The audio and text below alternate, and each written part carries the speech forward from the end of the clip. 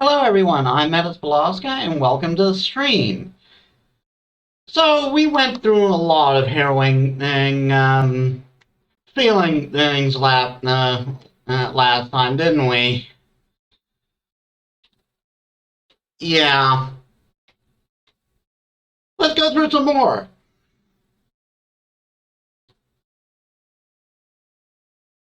Um, I'm sorry for the stream being late. Once again, load shedding, I have no control over that.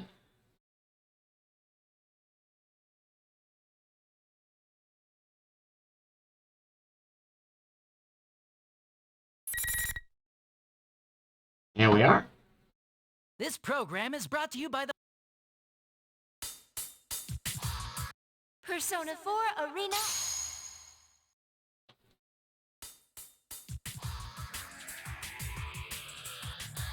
Um,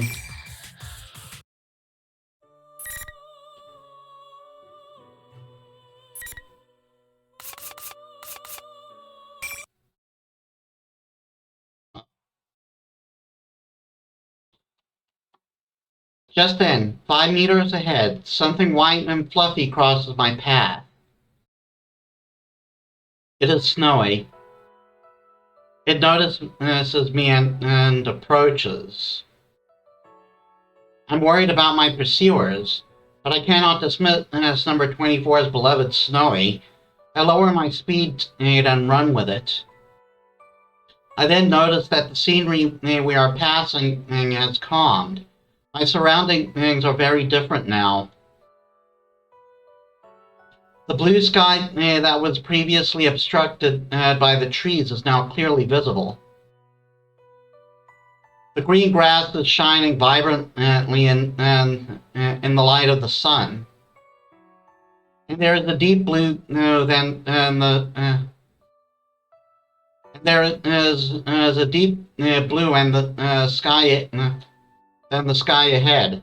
Many lines of white run across it. Is that the ocean? Snowy barks as if an answer.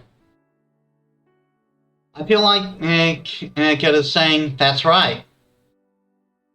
I could not previously comprehend Snowy. I did not have an interest in trying. But now I can grasp what Snowy is saying, as if I could speak its own language. As if I could speak its own language. I know that it feels happy to be able to run with me. I feel as if number 24 is inside me. Though we are forced apart, she certainly left me many things. Not only her wish, but other things as well. I'll find her come hella high water.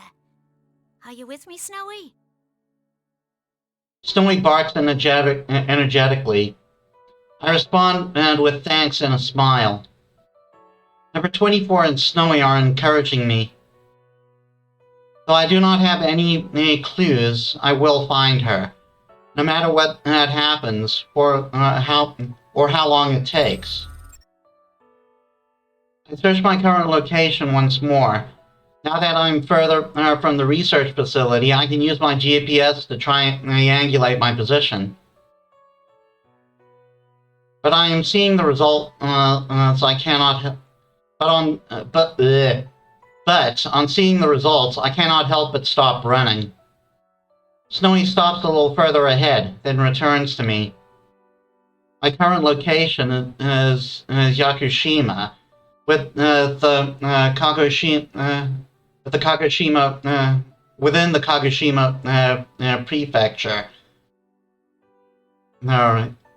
It is a remote island far from shore. Oh, The island's perimeter is only 132 kilometers. In such a limited area, it will be a matter of time before a full-scale manhunt apprehends me.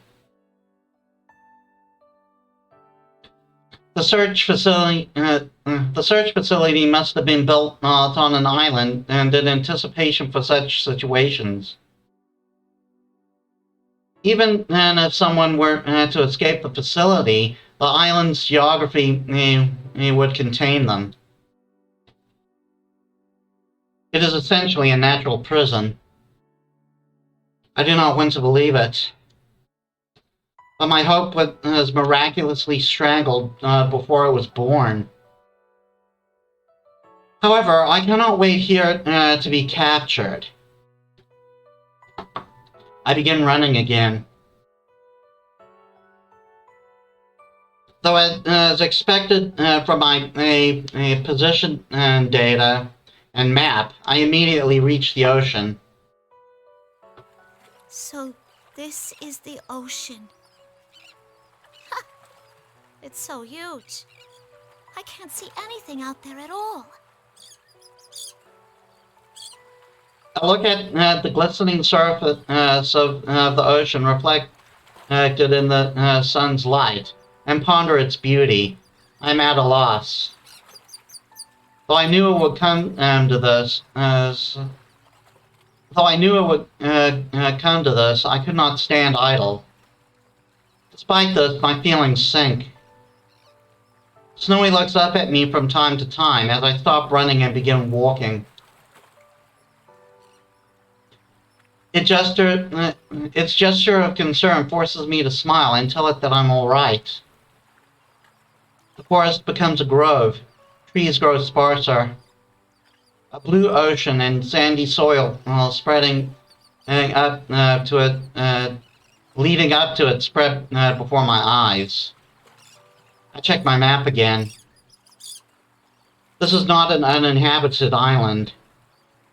There is a means for people to come and go, but I doubt that I will be able to use those methods freely without arousing any suspicion. I gaze down at my own hand. It is completely unlike a human hand. It is an object sculpted from metal. Well, that's a problem. What should I do? My question seems to dishearten Snowy. Come on, don't give me that look. Ah, well. Maybe it's my fault for getting so frustrated. Sorry, Pooch. Just as I'm about to crouch and pat Snowy's head, Snowy moves as if avoiding me. Snowy? Snowy circles around behind me and growls towards the way we just came. I train my sensors in that direction and sense presences in the distance. They may be keeping their distance on purpose. Since I have no firearms, they must understand that their effective range exceeds mine. Looks like they're coming. Among the human soldiers are a number of my sister units. Is it possible that I can convince them not to fight me? I dismiss the idea as hopeless. Though they may have awakened to their ego, after my escape, they will be under their commander's control. Even if that is not the case, they may think that their orders are absolute, just as I once did. Knowing why they're here doesn't make it any easier to deal with them. It does not seem as if they will all attack at once. They must understand that I am already at the ocean and have nowhere to escape. I do not want to surrender, but I'm frustrated by my powerlessness. To be caught like this, I have my own mission to accomplish. The ocean sparkles. A periodic sound of water I once heard from afar echoes from it. As I gaze at the clear water while it ebbs and flows, a mysterious feeling rises in me. Wow. Look at that. It's beautiful. My opponents show no indication of moving. I step out onto the sand. After cataloging that sensation, I approach the pier stretching to the ocean. When I step onto it, the wooden planks creak. I can hear Snowy's light tread behind me as well. I stand at the end of the pier and look out to the ocean. I wonder if she is beyond this ocean that seems to stretch forever. The girl number 24 wanted to meet. The girl that I wish to meet as well. This mother figure who loved us and wished for our happiness. While my thoughts turn to the girl whose fate is I do not know, I decide to preserve the ocean's beauty in my memory. After all, it may be the last time I'll be able to see the ocean as myself. The odds are high that when I am restrained and returned to the facility, my memories will be wiped. I'm scared. I'm frustrated. I do not want to be erased. But I do not think all my hopes are lost yet. This may be the end of me. But just as I inherited the memories of number 24 and other units, my memories will surely endure into the next generation. So I will keep these feelings, along with this beautiful,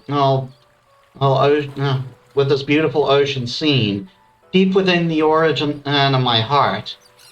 There it cannot be erased or tampered with.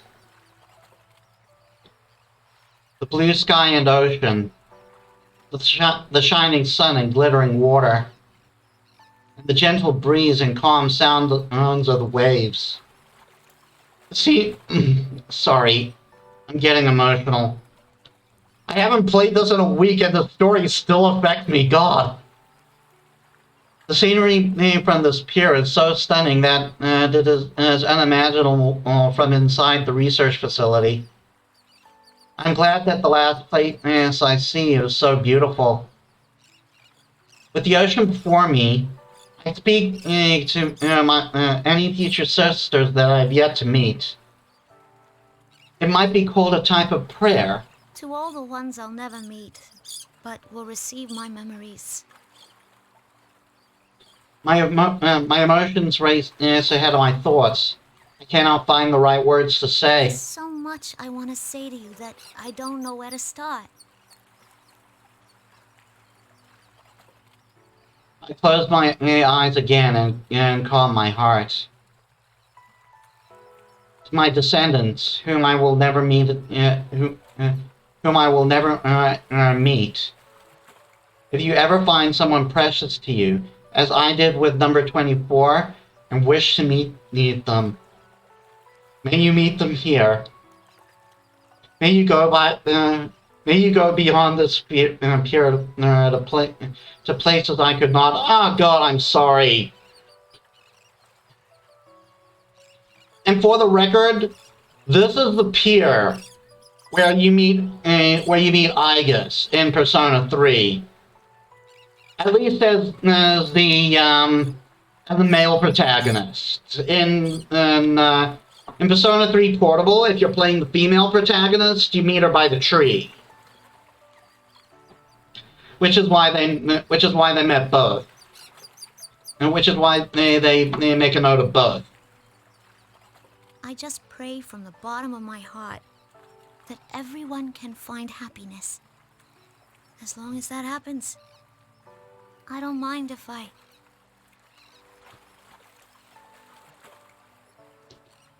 Welcome to the stream, Annabelle.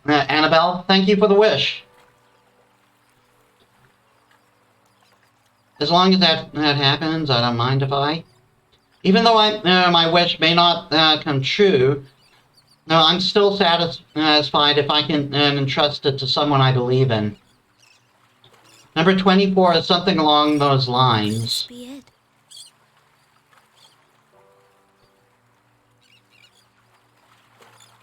Snowy rubs against my leg. Is it warning me to be cautious of my pursuers who have arrived and are coming closer? Or does it want me to pet it? I look closely and realize that it is the latter. He must be worried. I crouched down and scratched Snowy's Hey, head. Snowy, you think this is what it means to feel alive? Snowy looks at me while wagging its tail. I pick at Snowy and gently hug it. Snowy shows no sign of resistance and allows me to do so. My pursuers are closing in now, but I will not run anymore. It is true that I am still frustrated, but it is strange. I'm also satisfied. Snowy licks my cheek. I'll be okay now. Things are about to get hairy, so you should hurry and get out of here. I let Snowy go. But it does not leave me. Come on. If you don't go, it'll make things hard on me.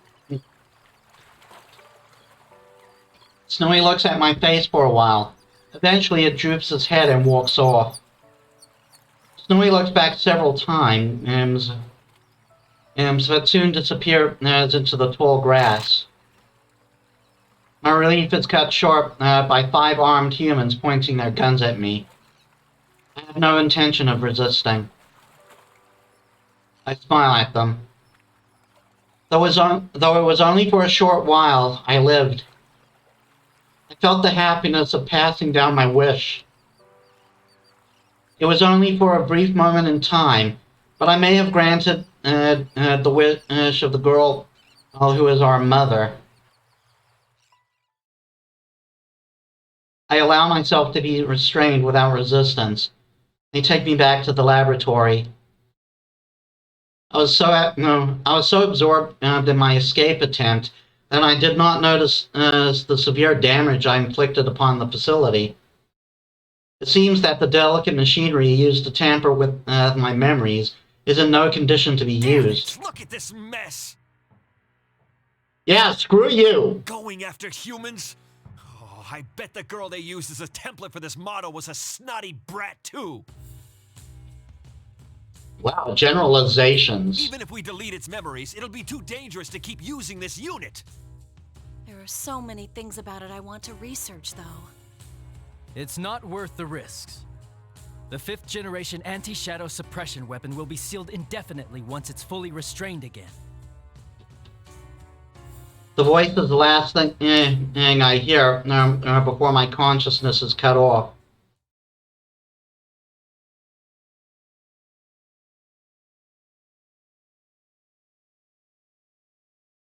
Huh? My consciousness should have been shut down, but I have This awakened. place. It's that ocean. I'm on that pier. The blue sky and ocean. The shining sun and glittering water. And the gentle breeze and calm sounds of the waves. Even Snowy is next to me. The scenery is identical to the one from before, though this time I sense no pursuers. I was captured. I remember that clearly.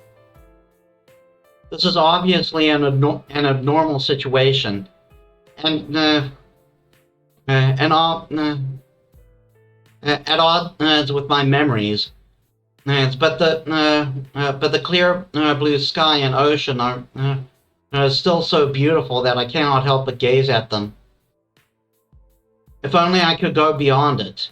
Just as the thought crosses my mind, my viewpoint ascends. Soon afterwards, I realize that I am floating, as if my body is weightless. I'm astonished at myself to be thinking such strange things, but then my field of vision drifts, and I turn my attention to that. The scenery I knew already begins to mix with other environments I do not know. They become a connected, continuous image, and pass like a slideshow. From time to time, I pass through the drifting images, but I cannot grasp anything within those spaces. Even then, they are about to collide with me. Even when they are about to collide with me, they might pass through. Could this be dreaming? I remember something I once heard from a researcher at the facility. They said that it is possible for us to dream, since we have a mind and may develop an ego. Though it would technically not be identical to a human's dream, the phenomenon would be very similar. I feel that the example the researcher gave of what a dream is like matches my current experience. If I'm having a dream, then things are not possible in then things that are not possible in reality may be possible here. For example, if I can leave this island, if I can go beyond the ocean. The girl that number 24 and I wanted to meet had said that even though she knows the world is big, she would not be able to see it for herself. What could that have meant? Was she in a place that limited her world, as I was unable to leave the island? Just when it seems that the images flowing around me may have stopped, I find myself in an unknown room. There's a bed here. Next to it is a flat screen monitor. There are also white shelves surrounding the bed. To one side is a stand for an intravenous drip. Uncomfortably familiar for me. There is a machine connected to it by cords. Though it is small, it appears to function as a life science monitor. This is similar to the research facility. Could it be a hospital? The voices that sound from somewhere belong to a man and a woman. I have not heard these voices before. She said during this morning's checkup that she wanted to go to school. She asked how much better she needs to get to be able to go. Understandable. This ward is right near the road most of the students take. She must have been lonely too, not having seen her parents lately. How much better she needs to get. She still doesn't know that her condition is incurable. Why don't you be honest with her and tell her she won't ever be able to go? It's cruel to string her along like this. Shh, keep your voice down. Room's next door. I understand at once that these people are speaking of the girl I wish to meet. The scene feels as if it comes from my own memory. I do not doubt it at all. The girl is suffering from some kind of illness. She may not be able to go outside. Her condition prevents her from leaving her small world. Her life is like ours. Could the girl have heard this conversation? How did it make her feel to hear it? I want to spend more time in the outside world. I want to live a normal life. The thoughts that come to my mind are not my I own. wonder if the nurses thought things like the student council were too much trouble to bother with when they were in school. I don't know. It sounds fun to me. Just as I thought, it is the girl's voice. When I listen to her, I can sense her strong yearning and admiration. You gotta admire the student council president. I mean, they're the ones that get things done for everyone. But I guess it's because they're like that in the first place that they get to be president, huh? The girl had a strong desire to attend school and live a normal school life with friends. As I review these voices and feelings, an interest in the school, in the school she longs for grows within High me. school. I wonder what that's like. Would it be fun? Poor Labrys, you have no idea what you have no idea of the subject you're talking about. I wish to see myself I wish to see for myself what she desires. Is there a specific image of it? What kind of place is it? What activities do its attendants perform while there? But there are no memories in regards to schools. This must mean that the girl has no such memories. Figures. I don't know anything about schools or whatever else student life is like. I want to see I them. can show you if you so desire.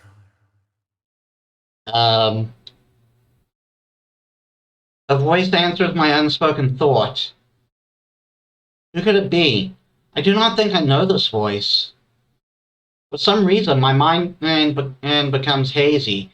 I cannot access my memories easily. Huh? Who's there? There's no need to be alarmed. I only want to give you a glimpse of the world you long to know. I was under the impression that this was a dream. Dreams are supposedly a release valve for memories, yet this voice does not feel like a part of me. Is that even possible? As I ponder these things, the scenery around me changes completely. I first see a three-story concrete building. What? I do not know this building. As I examine it, my surroundings change again. The same desks and chairs are lined up. In front of me is a dark green rectangular board on the wall. Is this a school? A real classroom? This is the place the girl wished to see. It is here that I have gained an interest in. I find myself forgetting that this is a dream and focus my senses to the desks and chairs.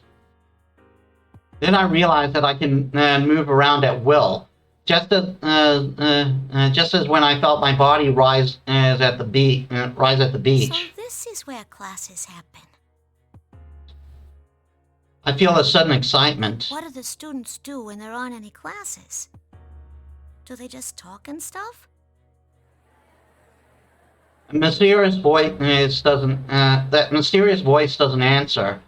Instead, I am surrounded by other sounds. Many voices are talking at once. It reminds me of the sound waves near the ocean. But the sound is lively and enjoyable. The voices belong to boys and girls surrounding a desk. They are laughing and talking. They wear their common clothing, though there are some differences.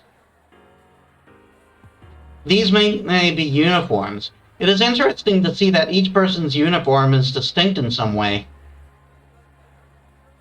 That student is the only one with something around his neck. A girl with short hair and a green jacket raises her right hand. Next to her is a girl with long black hair, wearing a red jacket. She smiles. Then there is a well-built young man with strange spiky hair. Okay, so she's not seeing this in any sort of real time, because if this was actually happening right then and there, Kanji would not be here. Because Kanji is a year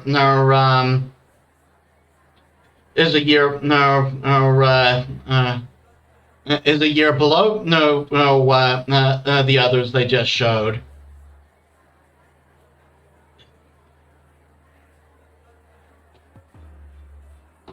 Which is why he calls everyone senpai. In contrast to him, I can see a small, delicate, intellectually looking young man. And again, another indication this isn't actually happening in real time. She wouldn't be in the same class either. She was also a year below.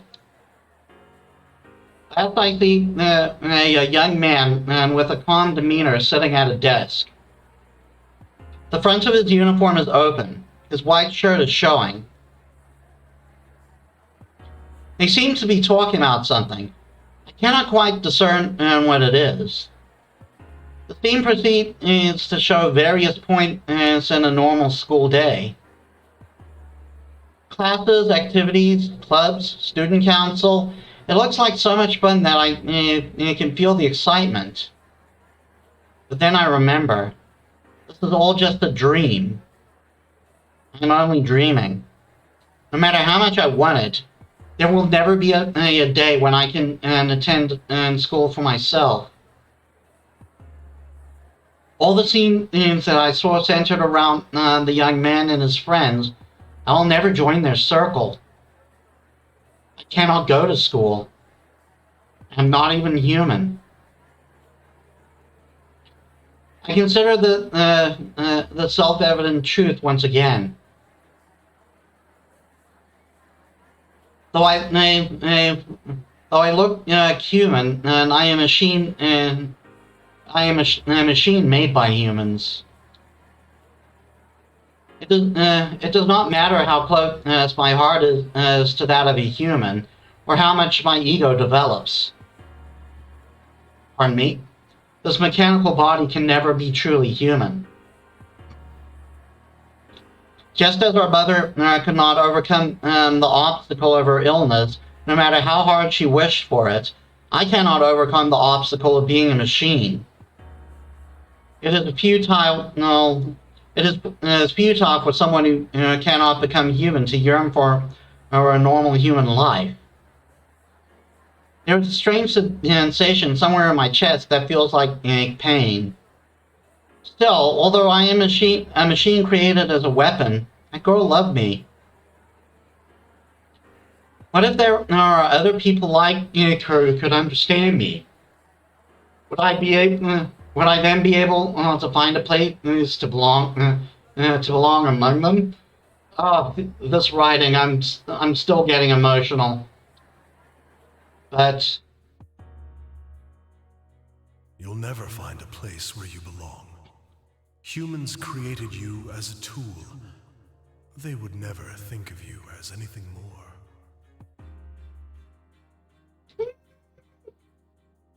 I've got evidence to the contrary. Everyone, to a man, lives by averting their eyes from something inside them. They all wish to live inside a never-ending dream. For who has the right to say they shouldn't? For just a moment, I sense an incongruity in the kind voice. The strange pain in my body softens a little. There are even humans who do not understand others' feelings. Still others do understand, and trample upon them regardless. Compared to them, you are much more human. I remember the researchers. They certainly did not understand me, number 20. They certainly did not understand me, number 24, or my sisters. We were treated only as objects. Even after they tried to give us a heart. Why not then seek to be human? Me? Be a human? The voice whines gently inside my mind. I feel my body is growing uneasily light, as if the world is spinning around me. People sort through their memories in dreams. Each night they let go of painful memories and continue their lives with the morning sun. That's all you need do. Forget anything contrary to your desires. If I forget... Do not fear the act of letting go. The ones you admire wished only for you to be happy. My mind seizes upon something. That precious wish. The desire given to me to meet our mother someday and tell her thank you. I must not forget that. But as long as this wish is precious to me, as long as I cannot erase it from my heart, the fact that I am not human will remain. And I too. All I wish from the depths of my heart is for you to find joy. More on that in the next story. Happiness. I think back. I wish from the depths of my heart for you to be happy. I remember the girl who wished for our happiness. I went to grant that wish. I wanted to tell her thank you, but that will be difficult for me now. In which case, should I not at least seize this opportunity to be happy here, for her sake? Forget. And be happy.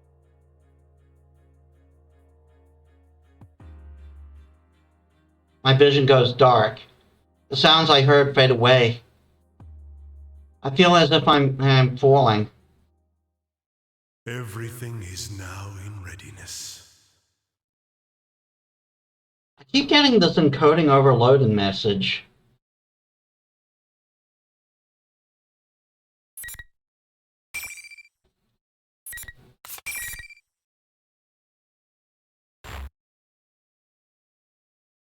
Hmm.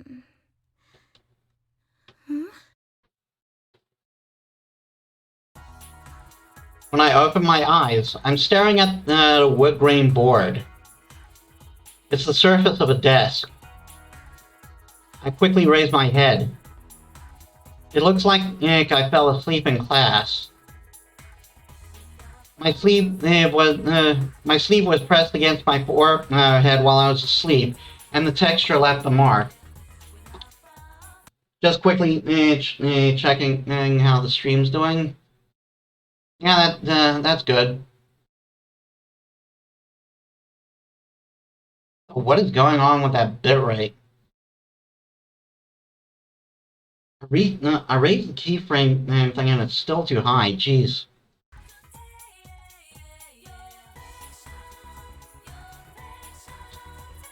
Oh man, I hope no one sees this. I rub my forehead a little and look around the classroom. According to the clock on the wall, it's 3:30 in the afternoon. The only thing written on the blackboard is this American dating or like rest of the world? I don't know. 5/1/2012, Tuesday. Everything else is erased. I stretch out my arms. Oh wait, I guess it would make sense if it's the number first, because it's like school doesn't start as early as the 5th of January anywhere, does it?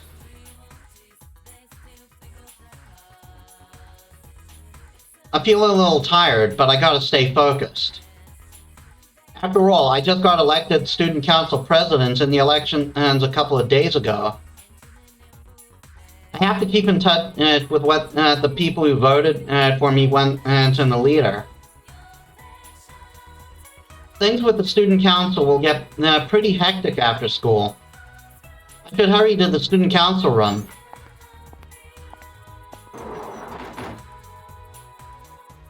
I stand up and open the door in the back of the class. When I enter the hallway, there's no one around. I check inside the classroom as I go, but I still don't see anyone. Where the heck is everyone? It's weird. The whole school is unusually rowdier than... the whole school is usually rowdier than this after class. I should hear people talking and laughing in classrooms, and teachers yelling at them to quiet down. Where's all the bustle of the students and everyone getting ready for their after-school activities? Just when I'm wondering that, I turn around and look down on the way I came. Oh, there they are. There's some students in the hallway. Some of them are chatting, and others are coming out of the classrooms. A few of them run past me, carrying their bags. Yeah, this is more like it. This is how school's supposed to be. Hey, no running in the hallway. That classic, student. That classic, monitor line. The student gives him an apologetic smile. But he just waves at me as he zooms down the stairs. Sheesh, you'll put your eye out if you don't look where you're going. Oh well, I just gotta clamp down on him more from now on. I put my hands on my hips and sigh. Hey there, Miss President. Are you off to the student council room? Have fun. You're always so excited about that. Bye, Miss President. See you next Monday. Everyone walking down the hallway talks to me. I wave back at them. I always had a lot of friends and people who knew me. But ever since I got elected student council president, all the students seem to know who I am. The job comes with a lot of pressure, but I know I'm up for it. Hold on, I'm rechecking that. I always had a lot of friends and people who knew me, but ever. Okay, so I read it right. I'm gonna be busier. I'm gonna be busier than ever around school now.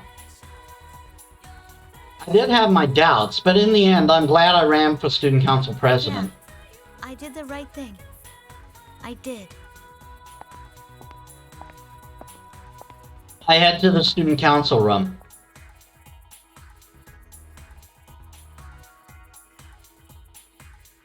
Time flies by as I go over my agenda.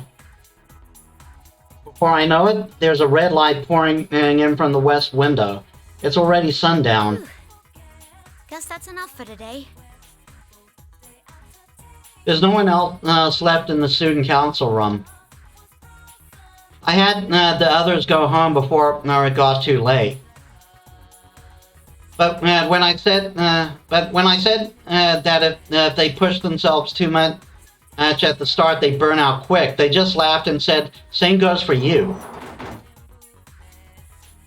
I leave the student council room and lock it up. As I go down the hall and return the key, I see a strange woman at the far end of the hallway.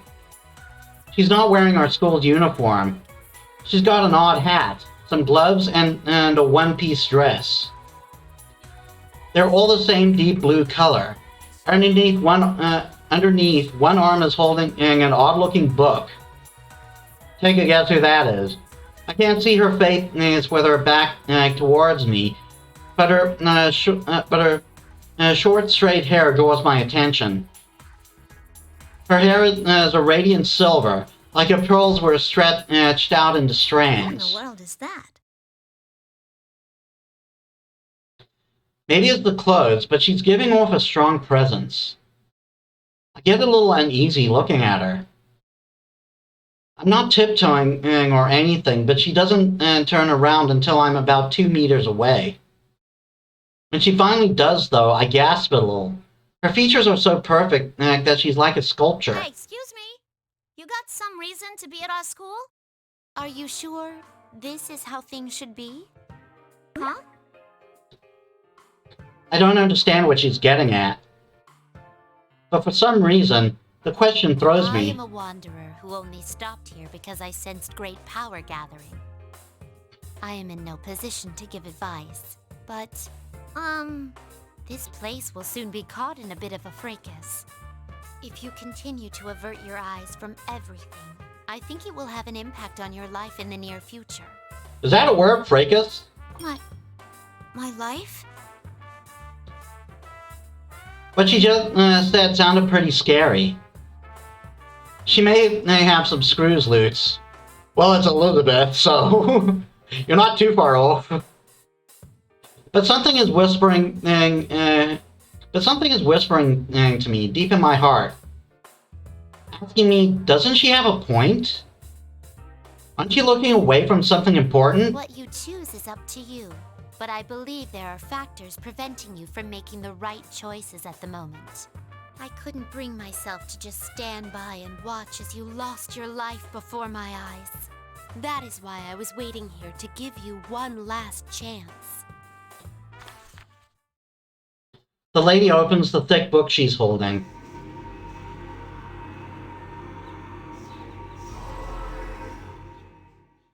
I don't know how it's doing that, but a bright light streams from the book. It gets stronger and stronger until now I have to shield my eyes. The blind light finally begins to fade a little. I slowly open my eyes. The first thing I see should have been my arm. But what I see instead is one made of metal. Huh? What is this? I can't believe this awkward metal. Arm is mine. It's like metal plates are completely covering it. I start tugging at them to try and tear them off. It won't come off. What gives? It's not just my arms. My legs have changed too. Why are my arms and legs mechanical? My whole body even. I stare at my hands in confusion. These are my hands, all right. Part of me knows that. And I shake my head. What am I thinking? There's no way these are my hands. It's not possible. It's not. My head hurts. What is this? I will be your opponent for a short while. During that time, why not think back about who you are? Huh? My opponent? The lady takes a slight defensive stance. Away we go. Yep, this is the only fight in Labrys' story.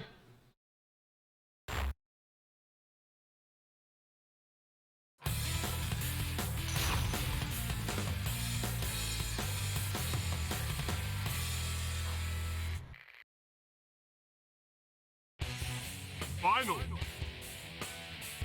Fight!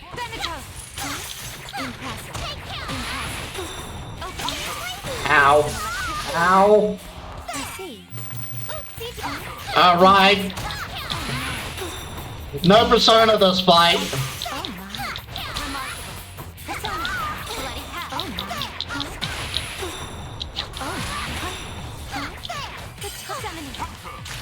Ow. Rounds and rounds. Ow. You're in trouble now. Oh no. Now opening my other down like a chump. Oh no. You have shown me your potential.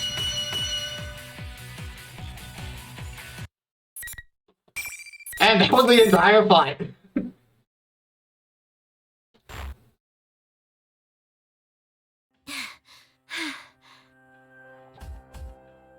I somehow managed to beat the lady in blue who attacked me. How did I win? How did I use these metal arms and legs like it was second nature? I don't understand. The lady in blue stands before me, exactly like she was when I first saw her. She's not even breathing hard. Well done. But I'm sure you realize now, you are not human. There must have been an important promise that could only be kept in that guise. That must have been your reason for living. Whether it's worth losing that or not, I ask that you give it serious thought. An important promise. My reason for living?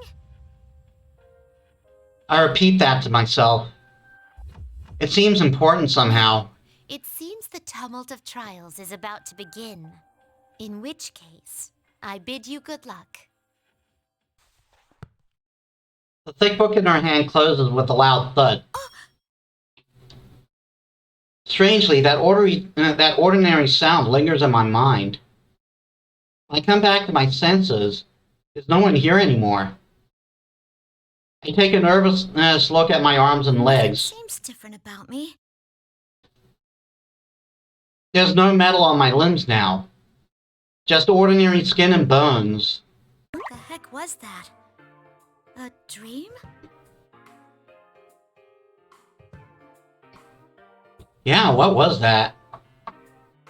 Would daydream be the word for what just happened? I can't sort out my thoughts, and I think to myself, I can't let it get to me. Just let it go. But some things I can't dismiss that easy. You are not human. You have an important promise which must have been in your reason for living. She said, I'm forgetting something? That I need to remember?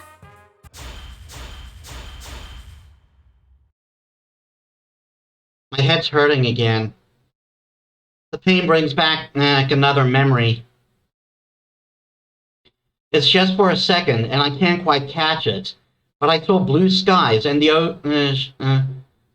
ocean, and someone else was there. Maybe a white dog too? I don't know. I think there was a lot more to it, but the last voice I heard stays with me. I mean, we're loved after all. When I come to, my hands are balled into fists. That's when I make a decision. That promise, that reason for living. I have to hang on to it. Didn't hear them until now, but there are strange voices everywhere in the school building. Is this the tumult of trials that Lady in Blue mentioned? Is that really going to be a thing? I can't just leave this be. I'm the dang student council president. As the student council president, I have to find out what's going on in my school. I need to make sure the students aren't getting involved in anything dangerous. I start running towards the first floor.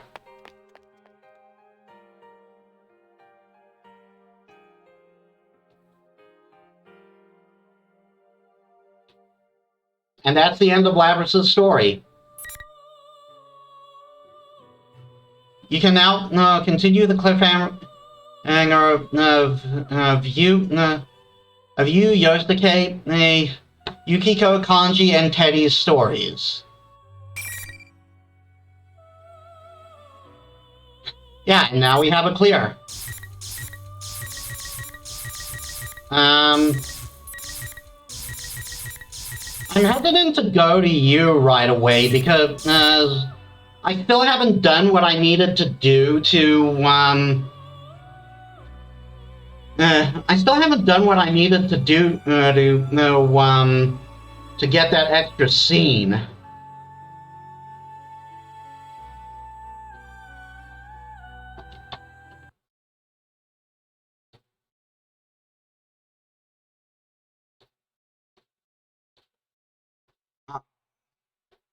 Darn it.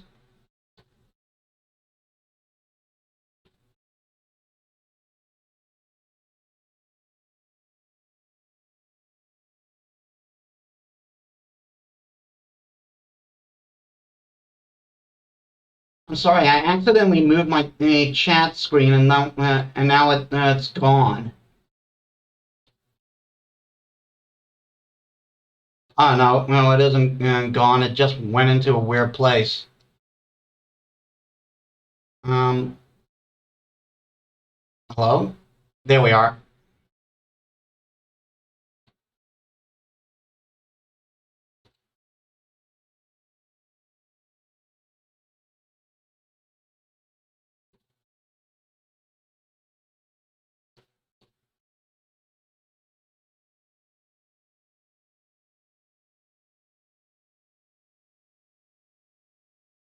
Everything's still is still running okay.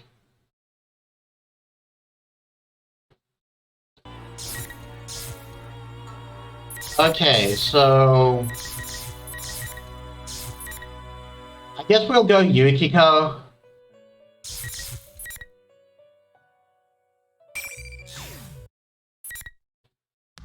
Yeah, and this is what happens when you beat Labrys' story. You can choose to start from the beginning or continue from the cliffhanger. Anti-Shadow? Labrys? That was what Miss President said. Miss President is now completely different. Where she had arms and legs before is now metal. Her form is now exactly the same as the shadow, including all the mechanical All parts. systems are clear. Commencing elimination. This president then swings a giant axe with ease and begins fighting the shadow against the shadow. Amazing. That's the only word that comes to mind. She transformed from cowering girl into a robot trading blows with the shadow in an instant. She doesn't even have a persona. I can't believe this. You completely shut off your ego. So you don't care if you live or die as long as you don't have to face up to what you really are? How ignorant are you? The shadow growls and destroys the announcement room door, making her escape. Miss President follows suit. Miss President! She doesn't acknowledge my voice in the slightest. I'm left dumbfounded in the room, trying to make sense of what I just saw. Miss President isn't human? That can't be. It seems I came too late. She's an older generation model, yet she's this powerful? Hey, Mitsuru! The one that appeared from the broken door. The one that appears from the broken door was. Wait, what? How do I put this in words? It was a woman wearing a white fur coat, but with some kind of skin-tight bodysuit, like a secret agent from one of those action movies guys like so much. Given her taste in clothes, I have no idea what kind of person she is at all. After she looked us all over, she gracefully raises her hand in the air. And then... Artemisia. She summoned a persona? I tense up on an instinct, but while I'm still in shock, the wounds on Yukun's body heal instantaneously. She's not an enemy? No way. You can use a persona? Actually, I didn't sense you at all. Who are you? Well, since you've all become unavoidably involved with this, I'll at least tell you who I am. My name is Mitsuru Kirijo. In a way, I'm the one responsible for this commotion. A persona user besides us. Wait, I feel like I've heard the name Kirijo before. What do you mean you're responsible for this? Do you also know the reasons behind what happened a moment ago? I'm sorry, but there's only so much I'm at liberty to tell you. Though it's only natural for you to have your doubts, I'll try and answer to the best of my ability. Mitsuru sighs before telling us about the sequences of events leading up to now. Even though it was simplified, what she told us came as a huge shock. She told us that shadows not only appear in the TV world, but that there are cases where they appear in the real world as well. On top of that, there's a never-ending battle, and Mitsuru-san is leading an organization created to fight those battles. And one of those weapons created for this was Labrys. That would... sorry, I'm still kind of choking up from Labrys' story. That would be Ms. President, who was with us until a moment ago. Oh wait, I had a feeling I heard the name Kirijo before. The Kirijo Group? It's not just a stock brokerage. It's a huge corporation that manufactures a lot of things. And if her last name is Kirijo, then that means this giant corporation is... And she's... Whoa, my mind is spinning from the implications of this. I need to slow down for a moment. After I thought for a second, I consider everything again. One thing stands out to me the most. I can't believe this. A machine made with a heart so it could use a persona. Well, we did just see it in action. I understand that it's hard to believe, but I'm not lying to you. It's the truth. Of course, I didn't expect a shadow to emerge from her like that. Mitsuru-san continues on after looking us straight in the You eye. should leave the rest of this to us. It's all right if you back out now. Her words have an air of authority to them. She seems very strong-willed. This is a person who's well aware of the gravity of the situation. She's right, though. Ordinary high school students like us probably shouldn't be involved in a case like this. Even though she healed Yukon, I can't help but worry about him. I'm concerned about the friends I left behind as well. I Still, understand what you're saying.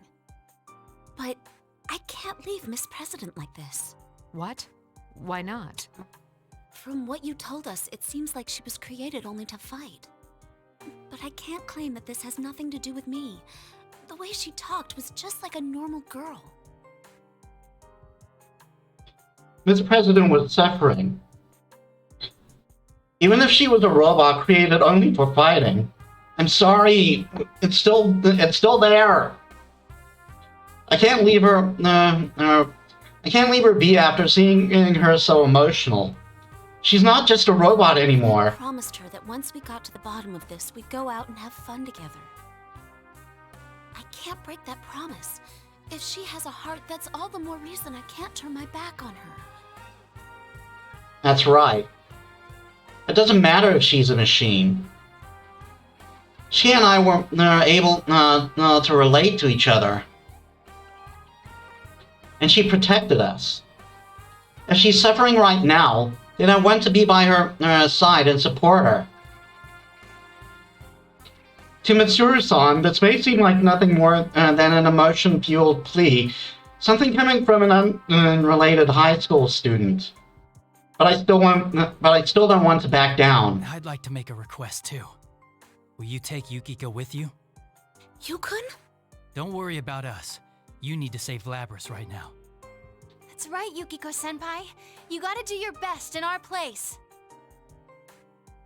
Yukon, Rise-chan, thank you.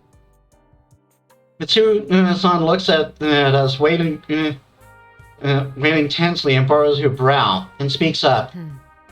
If you're still concerned about Labrys, despite knowing the dangers involved, then I won't stop you.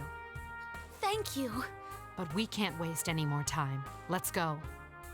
Coming. Mitsuru-san takes the lead and exits the announcement room. I sprint after her. Yukon and Rise-chan cheer me on. I feel their support boosting my spirits. This is the course I've decided upon for myself. I have no doubts anymore. I must accomplish this no matter what.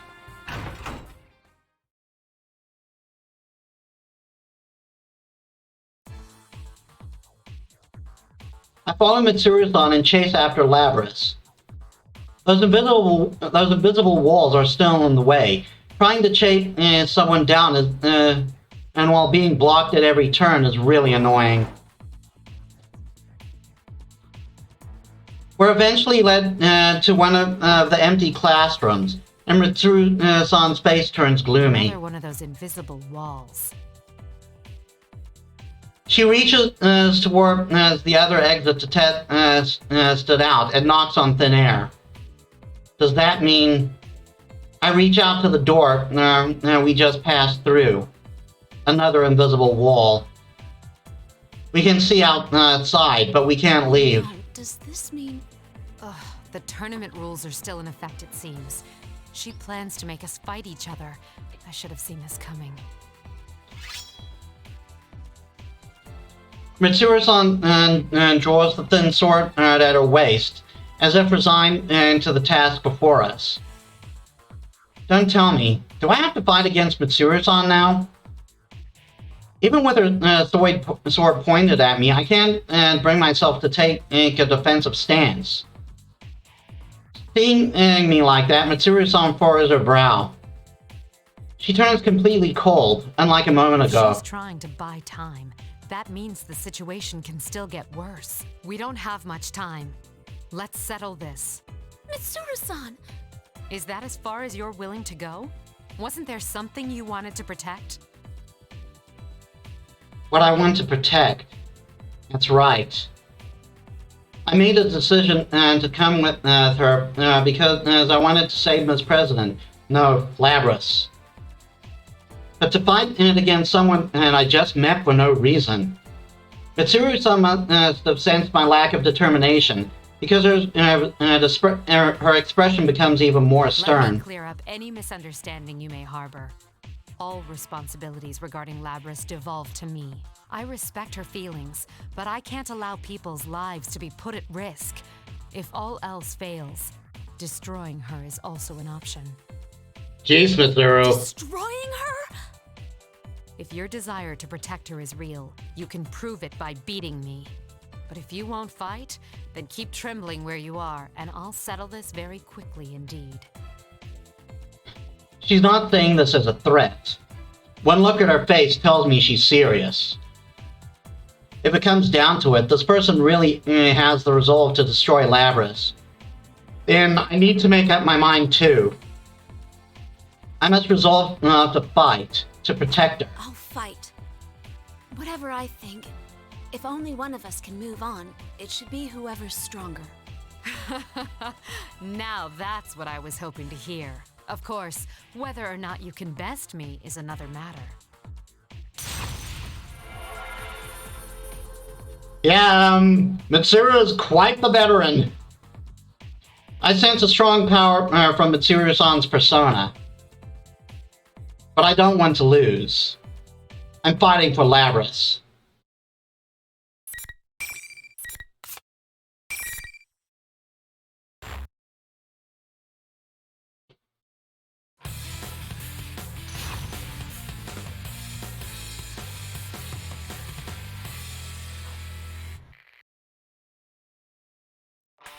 Finally!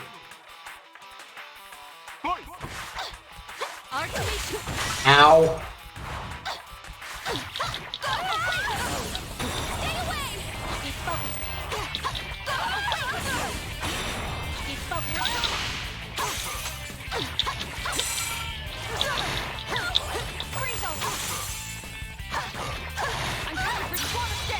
Ow.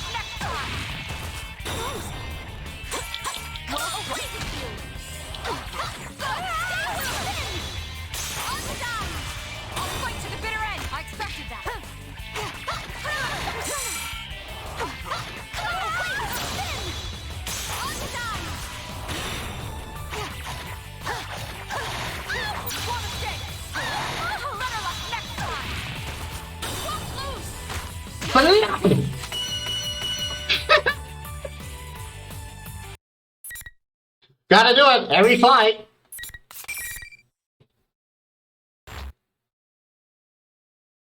Well done. You have proven your resolve. And just like again, big red mark across the face. Upon saying so, Mitsuru-san smiles. It seems that the sternness she had before the fight wasn't genuine. Now go after her. I'm confident that you can salvage her heart. Even though she had spoken about destroying her like an object before the fight, she just said her heart. Could it Did be? you let me win on purpose? I object to the question. I don't indulge people in critical situations like this.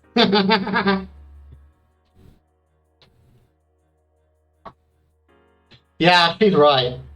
The stern words Mitsuru-san said before we fought may have actually been an attempt at kindness on her part.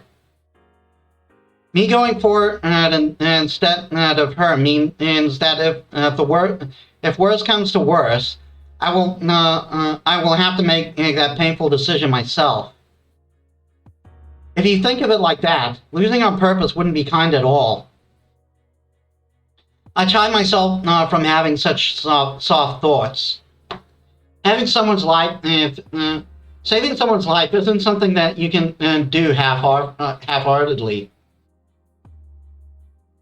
If it was the same with last year, it was the same with last year's case too. Since I fought Mitsuru-san and won, I must accomplish this no matter what. Okay. Then I'm going now. And I'm coming back with Labrys no matter what. That's the spirit. I'm counting on you, Amagi. I turn my back towards Mitsuru-san and run out of the classroom. I hurry and try to make my way to the Labrys as quickly as possible.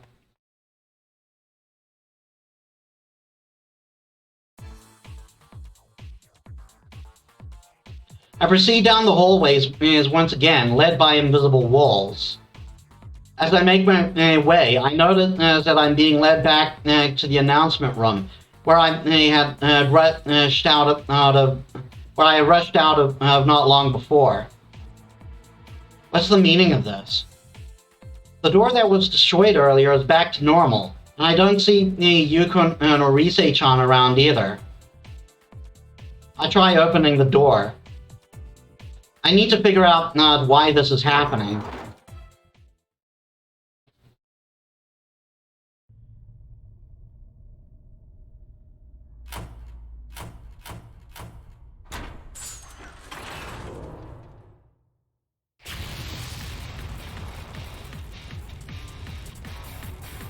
Yeah!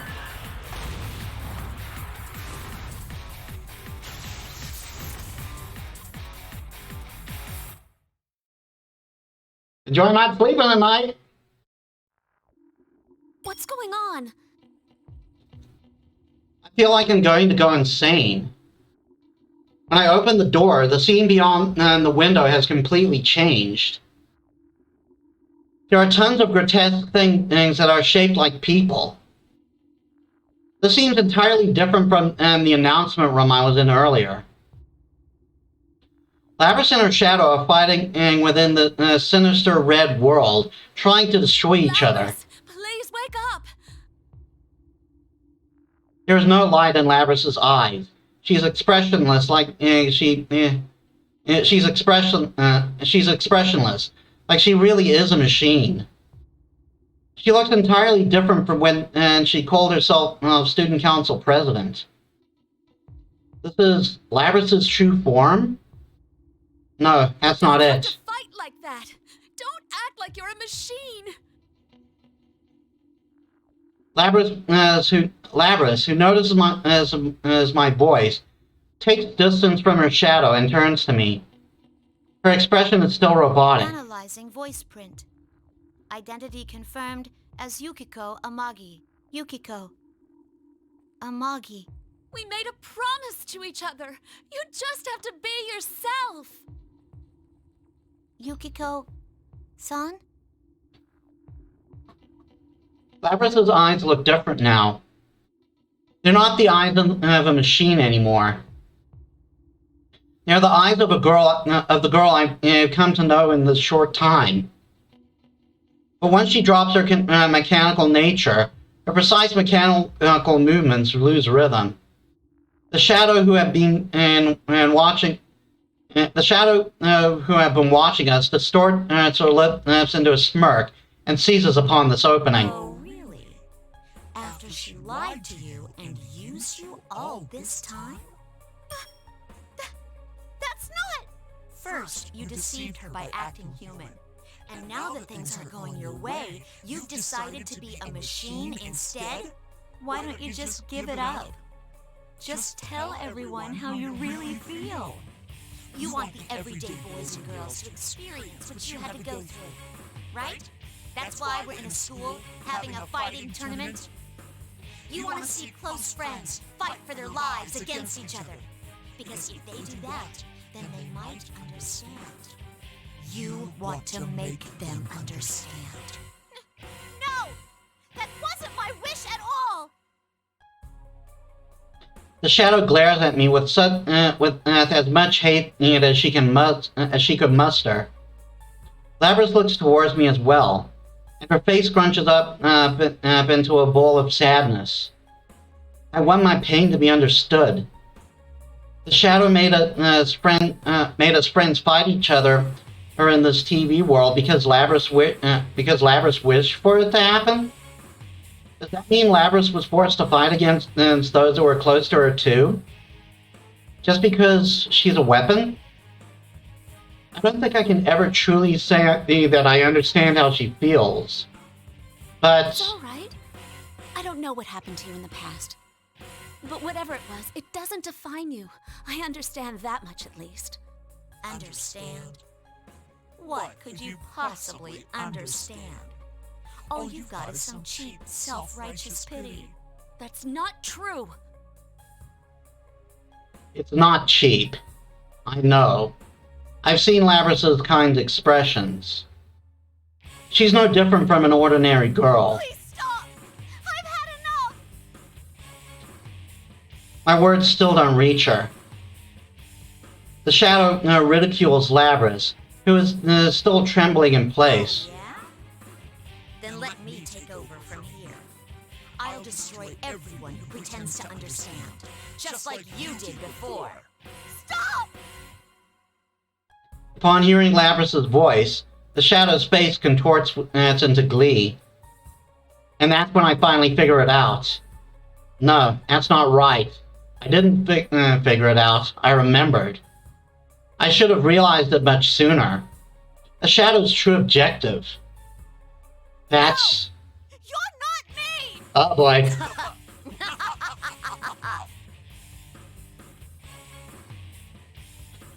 Yeah, for anyone not familiar with Persona 4, this is essentially a red flag. You never say this. That's right. I'm myself. I'm not you anymore.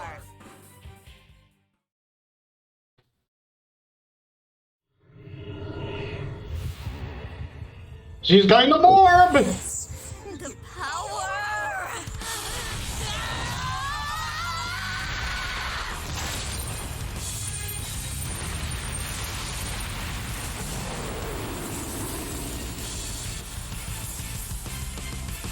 Oh dear.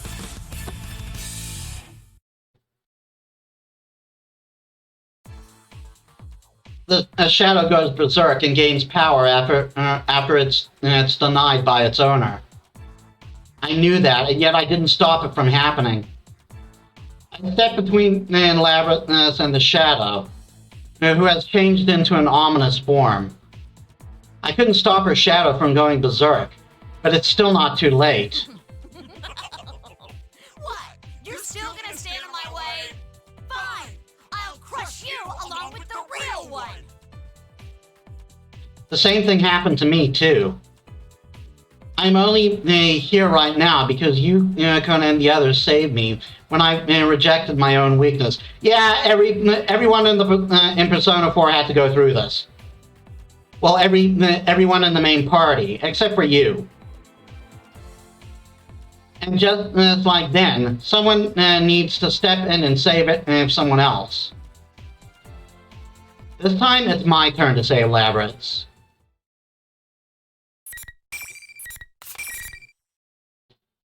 Okay, before we get to this fight, I need to take a bio break. I returned. Hey, Robin, and I was going to sleep soon, but I saw you were streaming, and I'm going to watch the stream as I get ready to lurk a bit. Lurk a bit. Hope to catch your streams again. And yeah, sorry, I have to stream later than usual because of load shedding. Thankfully, I'll have a bit more of a normal whatchamacallit, a normal schedule next week, even if load shedding persists. But thanks for joining us. We're about to fight Shadow Labrys at Yukiko. You know what that means.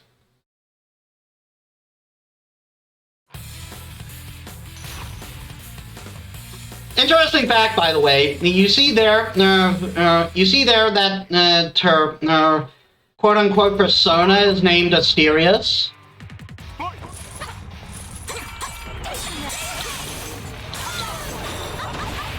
Ow! Ow!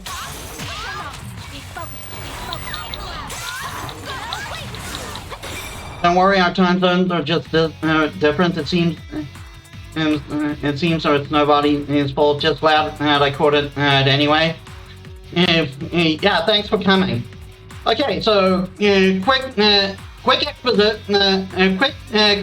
fact. You saw there that Labrys' quote-unquote persona is Asterius. Asterius is the name of the real name of the Minotaur in Greek mythology. Everyone just knows him as the Minotaur, but that's his real name.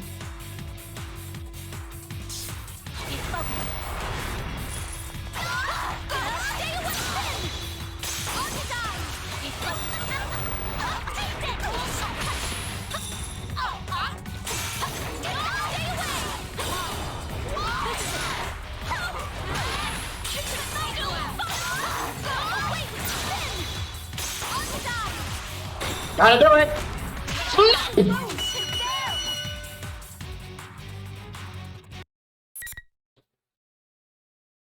Gotta end every fight with a slap with Yukiko. This will become a meme.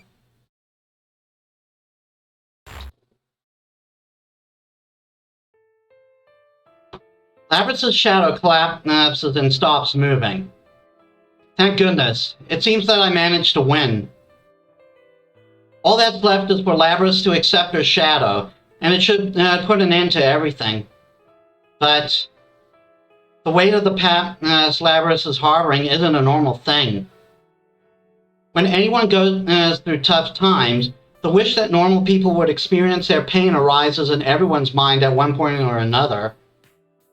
But the pain from her past comes from her being forced to kill her friends. It's uncomparable to the problems I needed to face last year. If I were forced to take Chie's life with my own hands, I think I would go insane. I wonder if she'll be okay. Labrys. I call to Labrys while my heart is pounding. Labrys answers in a teary voice. I have to support her. There's no way I can understand everything she's gone through. But that's precisely why she needs my support. Why? Why did you save me? You already know I'm a machine. I'm a machine that's supposed to protect people. But because what they did to me was so painful, I took it out on other people too. So why are you? It's okay.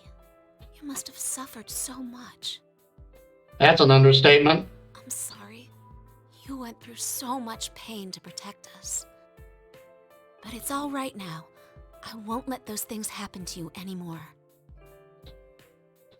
Labrys looks up in response to my words.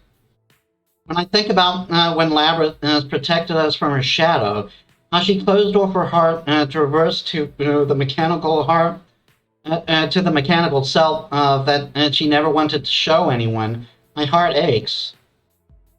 I never want her to go through that again. Sorry, I'm still emotional. This is going to be a common thing. This is going to be a common theme at this point.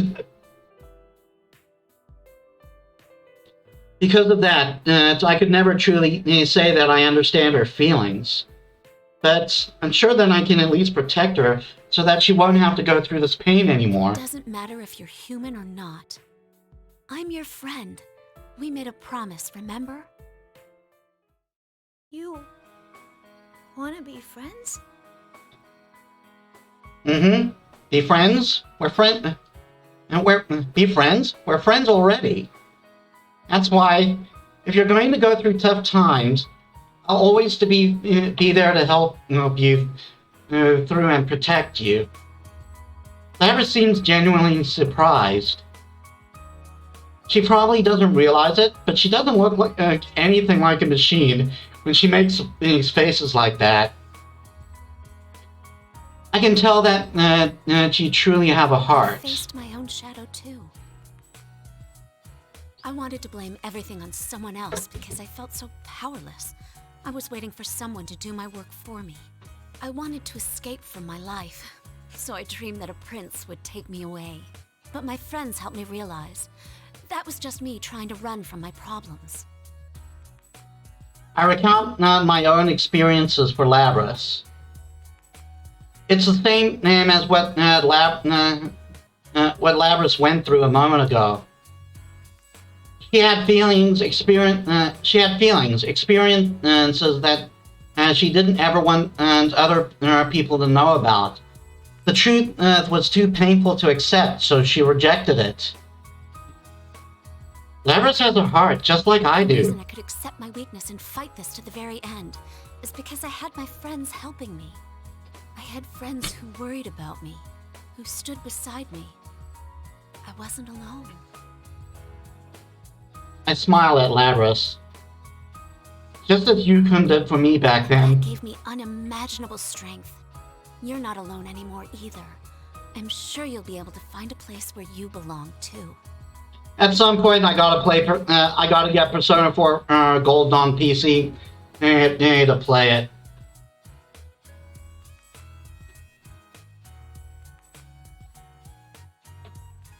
I would need a walkthrough for the optimal way to play, but you know, admitting your own weakness is scary. No one wants to see their weakness, but I know that it's possible if you don't have to face it alone. When Labrys hears my words, the light returns to her eyes. I can sense a strong will from her. That light must be from her heart. I'm so glad that my words got through to her. Labrys nods reassuringly and then begins to walk towards her shadow. She takes the steps towards her own weakness.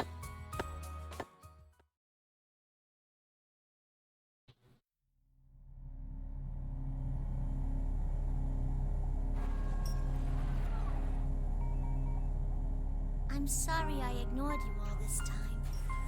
I was the one who left you all alone.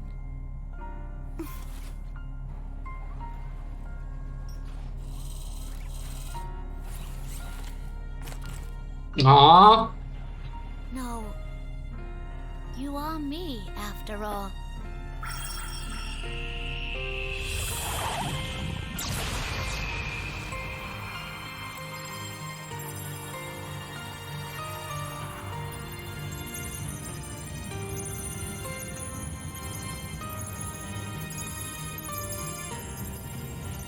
Happy birthday.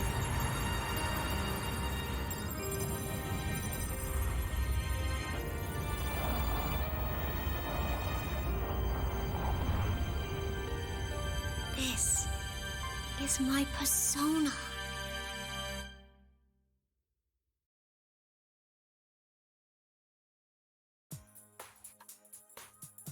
Before long, Rise-chan contacts us. She must have sensed the shadow's disappearance, and we managed to join up with each other. Okay, so I mentioned before that Asterius is the name of the Minotaur in Greek mythology. Labrys' persona is called Ariadne. Ariadne was the princess of Crete who fell in love with Theseus and gave him the thread which allowed him to navigate the Minotaur's labyrinth.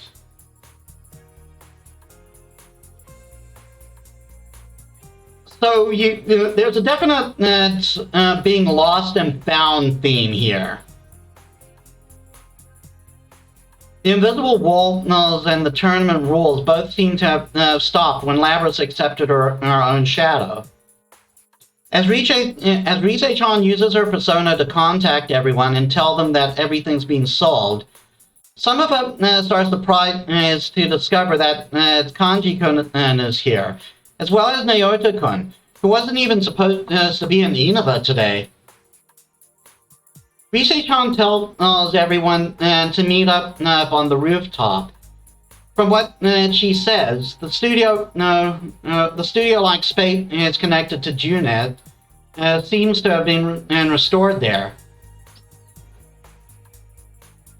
The four of us immediately begin to head towards the entrance, but Labrys stops. When I ask what's wrong, she responds anxiously. Hey, can I really come with you? Seems like I'd just be a nuisance. Oh, this is Persona. Everyone's a nuisance. What do you mean, a nuisance?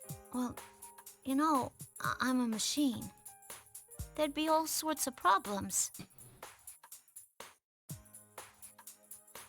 Again, I would like to point out that that the Persona 3 crew not only has a robot not on their team, but a dog. There what? What does she mean by problems? Compared to Teddy, I can't think of any possible issue as Labrys would cause. Yeah, and the Persona 4 team has Teddy. Teddy's a friggin' shadow. Are you saying it wouldn't bother you and your friends? Wow. You sure are cool about all of this. Jeez, Labrys, you sound more human than a lot of people out there. If I were you, I'd brag about it. You don't think it's cool being a robot and a Persona user? It's unique, that's for sure. In any case, there's no way you'd be a nuisance.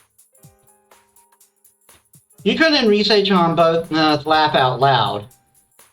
I can't help but giggle along with them.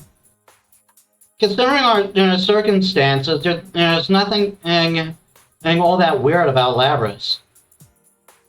She's now a good friend of ours, no different from anyone else here.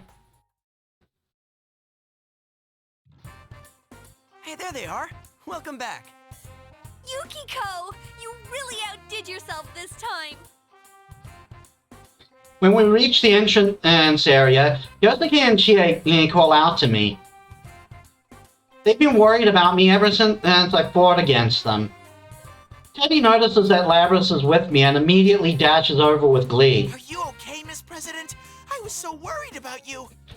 Huh? Those hands and legs, are they accessories? You're so meta-luring. Oh! Yeah, can we trade him for General Teddy? Please? I can scarcely believe my eyes. The Kirijo group's humanoid weapons actually exist. Yotoko seems to know a bit about her already. But yeah, considering that everyone is here, I think now is a good opportunity to introduce her. I tell everyone and everything that happened with Labrys, with some help from Yukon and supplemental comments. After I finish talking, silence washes over the rooftop. Labrys has fallen silent too, and looks serious. Kanji-kun is the first to speak. I don't really get what's going on, but everything worked out, yeah? So I'm glad everyone's alright. Oh, Kanji, you sweet, innocent child. What's with the jumping to conclusions? You're one of the things that got us into this mess, you know.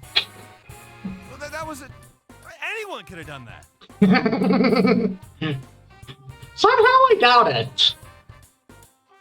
You'll see when we get to Kanji's story. Actually, are you feeling okay? You're not tired or... Oh, what am I saying? Of course you're tired. Huh? No, I'm fine. Isn't there something wrong with this picture? Shouldn't you guys be pissed at me and all? Huh? What would we be mad about? Nah, don't worry about it. We're cool. Pretty much all of us have caused trouble for each other because of our shadows. Yeah, especially Kanji-kun. Me? It's not fair. I never saw your guys' shadows, you know. Naoto's was pretty crazy, at least. Don't drag me into this. I mean, after the epithet given to Kanji-kun, I imagine that his shadow must have been far, far worse than mine. Hell no! Labrys blinks in surprise after seeing the group's usual friendly pace. See? I told you that there wouldn't be any problems. When I say that to her, Labrys quietly replies back, "Man, you were right." And then, Well done, Amagi. I had every confidence that you could do this. I hear a voice behind me. When I turn around, I see Mitsuru-san and two other people. Who are they? Were they in here looking for Labrys too?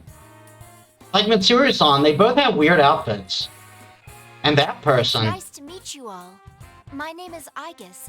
Thank you very much for saving my sister. Hey, three best girl!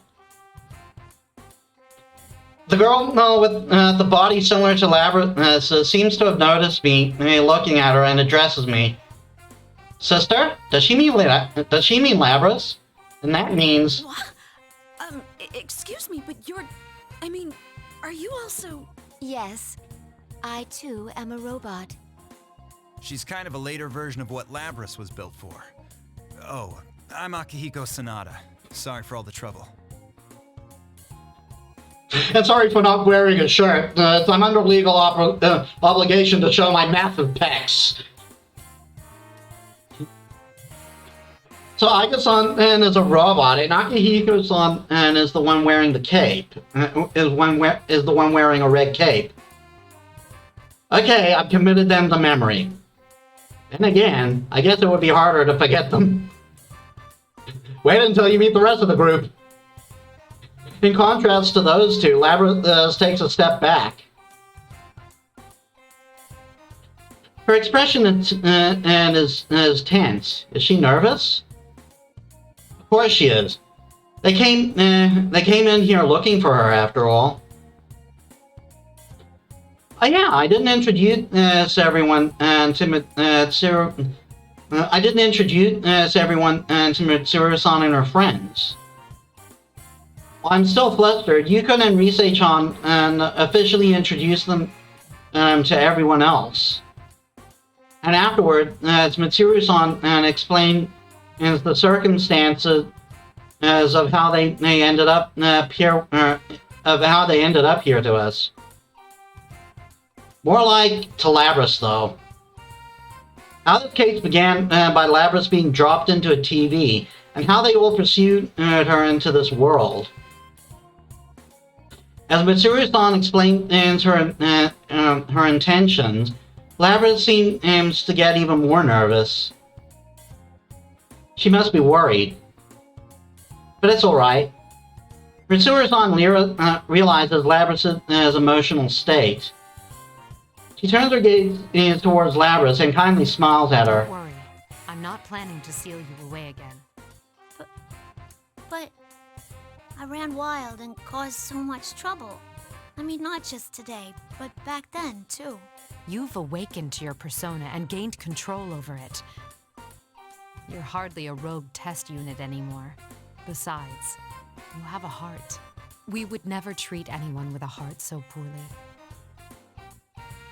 Mitsuru-san is really as kind as I thought. Promotion seemed to have reached Labrys as well, and she's about to answer. And she's about to answer Mitsuru-san. Goodness. Her expression goes blank, and she suddenly stops moving. Huh? What's going on? Huh? Labrys' recognition signal has been interrupted. Someone is hacking into her. Recognition signal? Hacking? What does she mean? Just as I'm about to reach towards Labrys... It's not over yet. Jeez, that voice. A completely different person's voice comes out of Labrys' mouth. Upon hearing that, Mitsuru-san notices something I don't, and mutters in surprise. Is this the same communication system we use? What are you standing around for? Everyone, get away from Labrys!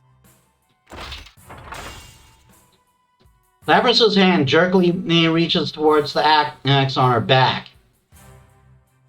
After a moment's pause, she swings at us without any hesitation. Labrys! What's going on? I cannot gain access. She's being controlled. It isn't coming from inside this facility. The signal originates elsewhere. You mean outside the TV? This is someone I want to beat the crap out of very bad. This is just a little extra resistance. Now, entertain me. Labrys stashes towards us with glazed eyes. Just when everyone is shell-shocked by the sudden turn of events, I stand before Labrys. What are you doing? It's too dangerous. I've got a fan, and I've got slaps. I'll stop her. Isn't this part of protecting her? I need to stop this. Amagi. I don't know what's going on, but there's no way Labrys would try to hurt anyone. If someone is controlling her, I have to put a stop to it. I draw my fan and face her. I made a promise to her earlier. I promised that I'd never let her suffer alone again. Please, wake up!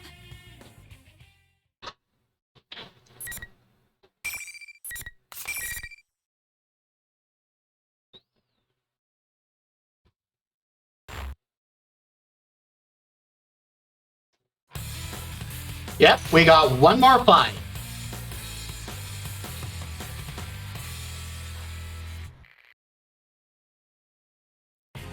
Finally!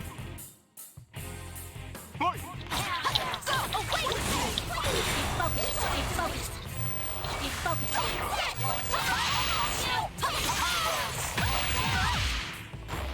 Oh, she's using the Shadow Labrys moveset.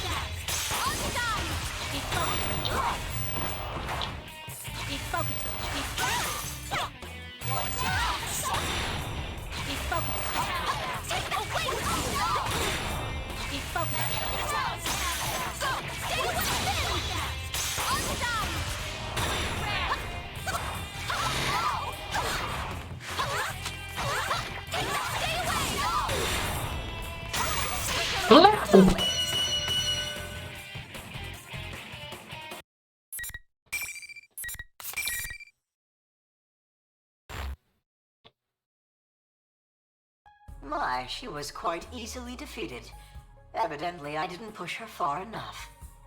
Well, she is a test unit, so this is as far as my little game goes. A disgusting, carefree voice emerges from Labrys, who has ceased moving. Her eyes are still lifeless. My friend Labrys still hasn't returned. An uncontrollable fury rages through me, and hearing that voice describe her like some broken toy. Who are you? Give Labrys back! Very well. I've acquired enough data after all. I should thank you all. Although this didn't work out, you did stay in it to the very end. Labrys' shadow was only the mastermind of the tournament. I see now. You're the true culprit behind the whole thing. Mitsuru's words make me remember. Now that I think about it, Labrys' shadow separated from Labrys when she entered the TV. In other words, she only sponsored the tournament. But she didn't drop herself into the TV. Without someone to do that, this case could not have happened. Does this mean that the culprit is controlling Labrys from somewhere outside the TV? Somewhere safe? This can't be forgiven. Indeed. It was I who stole Labrys away. Since I don't have a persona and can't enter a TV, I needed a puppet that could run amok for me. Labrys' persona was only partially awakened, so I had a feeling her shadow would appear if she underwent a little suffering. You got the better of me this time. You deserve to know at least that much. This time? Are you still planning something? The culprit mocks her. I can't take this anymore. I thought that I was finally able to save her. I thought that everything would be alright now. Enough! You're the worst! Labrys has a heart! How can you do this to her knowing that? A heart, hmm? Meaningless. Whether or not she has one matters not at all to my plan. What? That's it! The voice continues mocking us and ignores my words. Well then, everyone, until we meet again.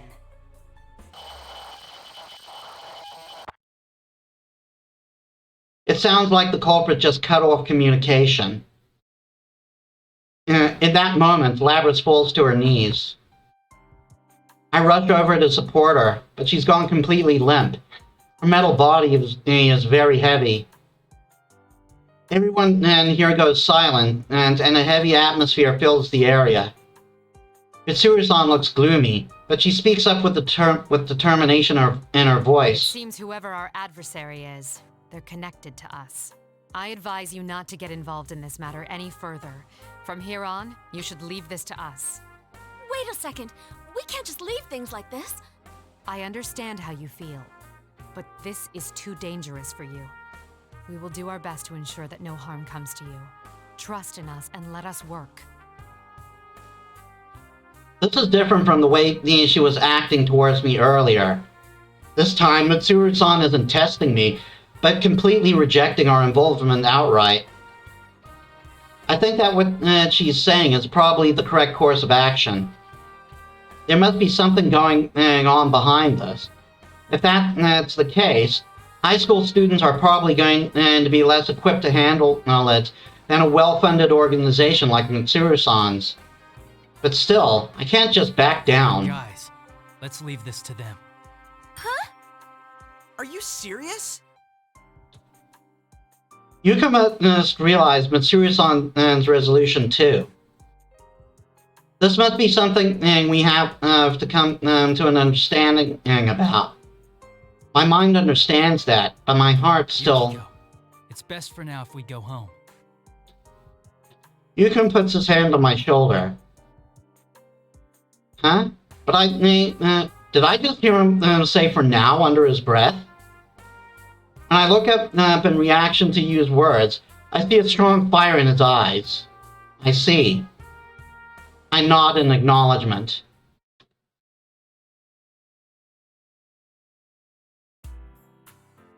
After we got out of the TV, we disbanded on the spot without much conversation. Mitsuru-san and her friends were a bit flustered to pop out at Junette in the midst of a bunch of shoppers.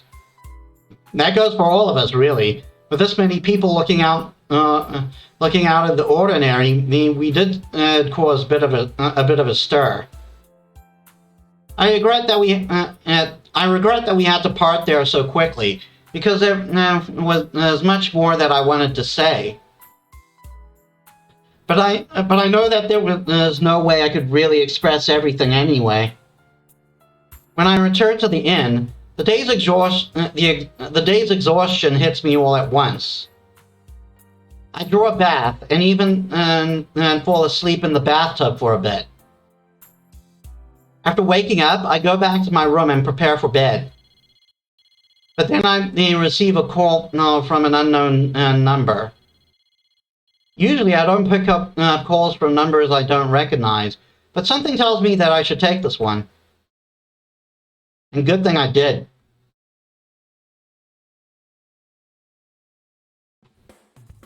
And allow me to thank you once again. You did a lot to help today. Mitsuru-san steps out of the long limousine parked in the outskirts of the shopping district and bows deeply to us. We're still in Inaba, but she and this big black limousine are so out of place, it feels like we're someplace else entirely. I can tell and just tell that everyone around us is watching us.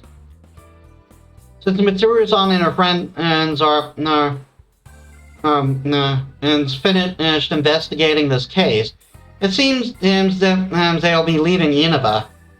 Standing next to her is Labrys. She's the one who called us, so we could say farewell in person. Hi, Yukiko. We have to see her off properly. Huh? Yeah. Labrys was controlled by the culprit back on the roof, but there seems to have been no major issues with her body, so she looks like she's going to be fine. I should be happy knowing that she's safe. I should be smiling, but I just can't. I end up sounding downcast when I speak. You really are going with them. I'm gonna miss you guys, but I made my decision to throw in with Mitsuru-san. I want to capture whoever's behind this. You know how you protected me this time? Now it's my turn to repay the favor. I'm about to say that she doesn't have to worry about such things, but I stop myself. I see. So Labrys made this decision herself. I wish she could stay here with us. But if my friend made this decision, then I need to support her. I'm definitely gonna be back someday. So, why don't you give me a rain check on that promise? Sound good?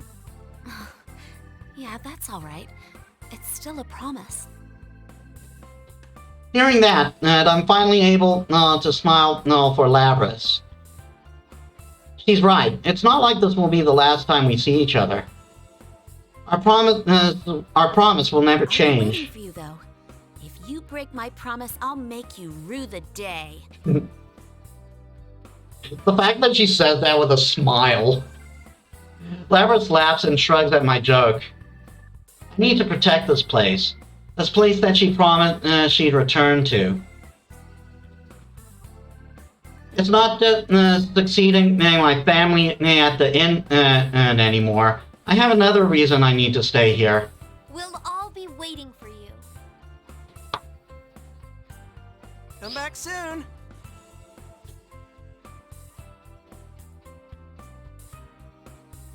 Everyone else feels the same way. It's sad to have to part with someone after just becoming friends, but we all believe that we'll see her again. Labrys looks like she's about to cry, but she manages to keep her smile and nods.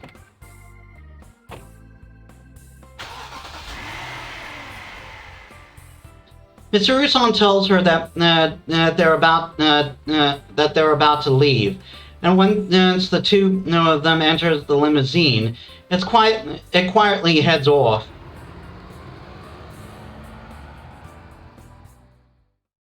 Labrys pokes her head out the window and waves back at us. She keeps waving until we can't see the car anymore. Oh, she's really gone.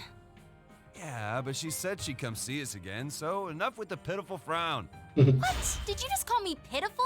What an incredibly rude thing to say to an idol. Just so you know, I've done a lot of ads for companies under the Kirijo umbrella. I wish I could have introduced myself better. And just like that, we're back to our normal selves. It is sad that Labrys isn't here, but Kanji-kun is right. And Golden Week has just started for us. I wasn't able to prepare another box lunch so quickly after yesterday's event, but instead, I have a great suggestion. Why don't we go to Junes? We haven't had our welcome back party for Yukon yet.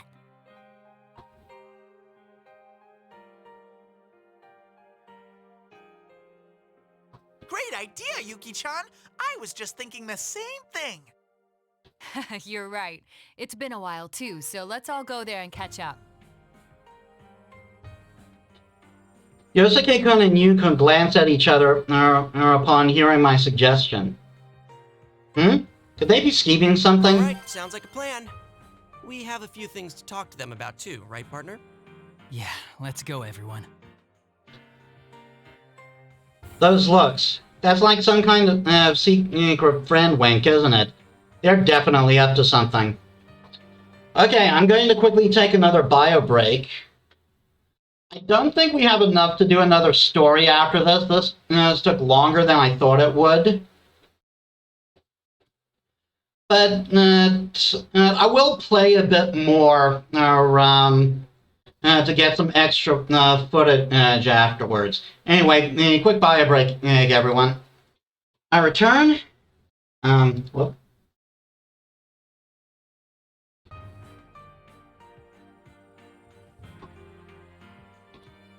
I'm not exactly sure what's going on between them, but I do have an idea. I'm guessing it's probably something we'll all get together for, right? We still have a lot of Golden Week left after all.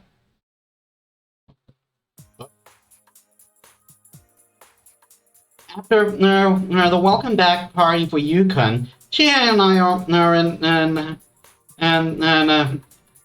in the miscellaneous goods section and looking at trinkets.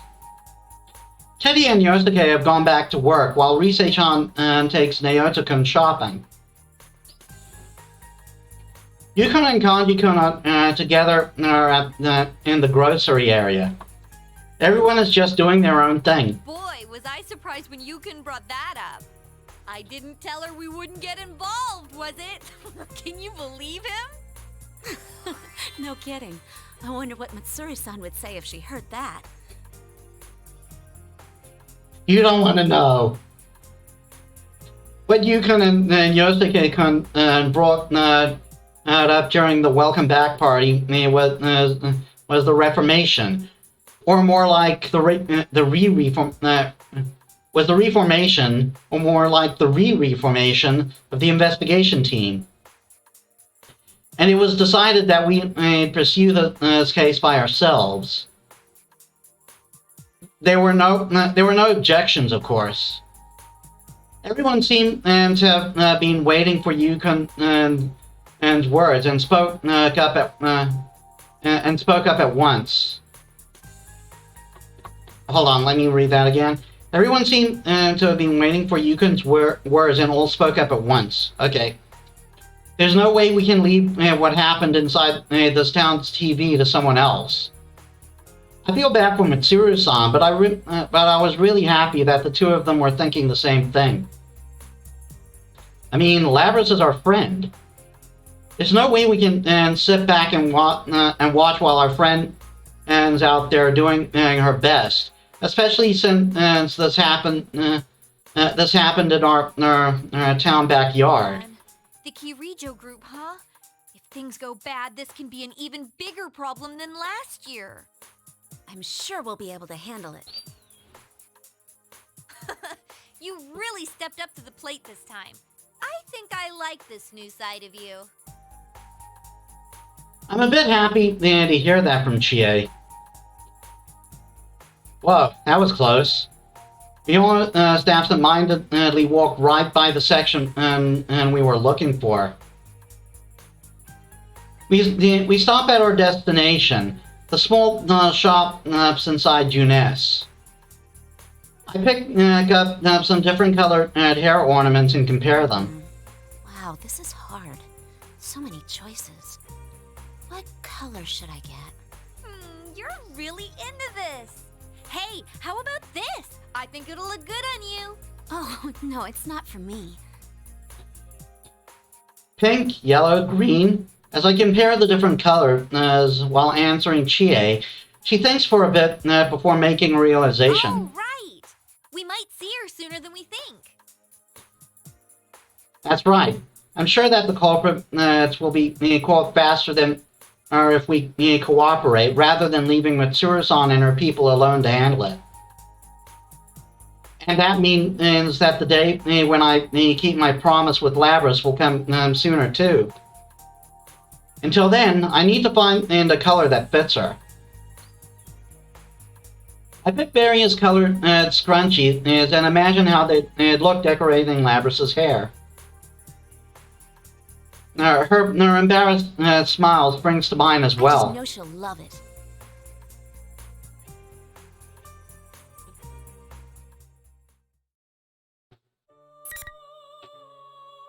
You can now continue the cliffhanger from Naoto, Mitsuru, Akihiko, and Aigasu's stories.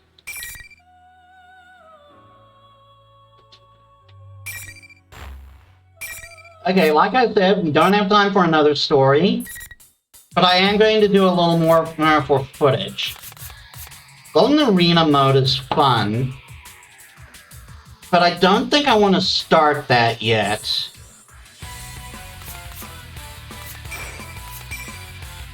Instead, I'm going to do something a little different. Welcome to the Velvet Room. This place exists between dream and reality, mind and matter. Now, Why don't you introduce yourself? Pleased to meet ya. Picture in your head your own appearance as well as your alter ego, your persona.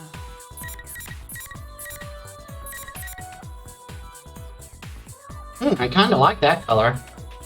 Sort of. Not much for the heavy shadow ones.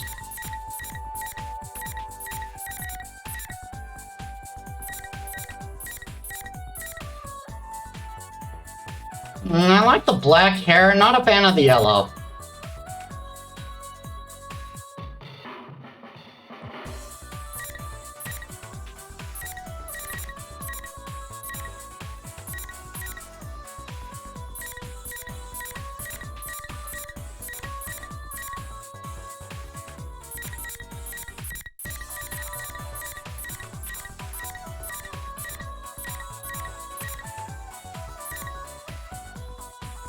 I kind of wish this game had an option to make your own colors.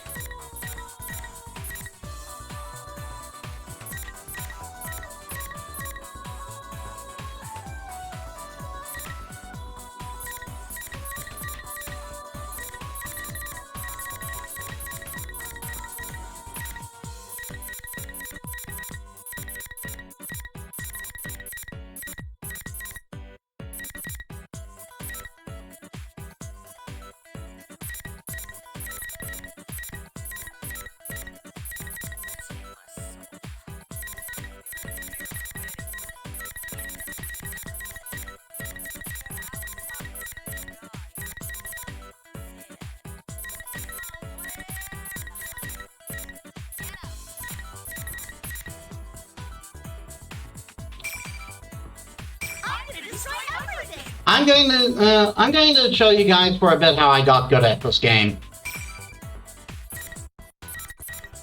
Or how I practiced getting good at this game.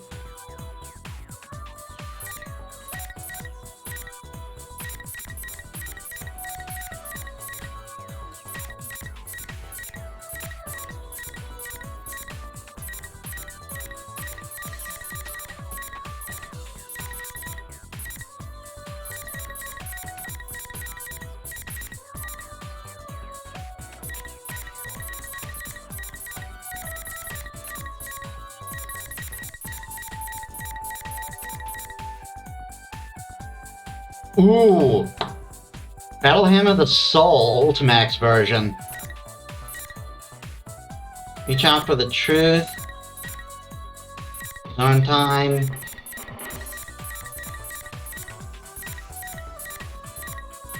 I don't remember the P3P song was in this game. There's Burn My Dread. Mass Destruction.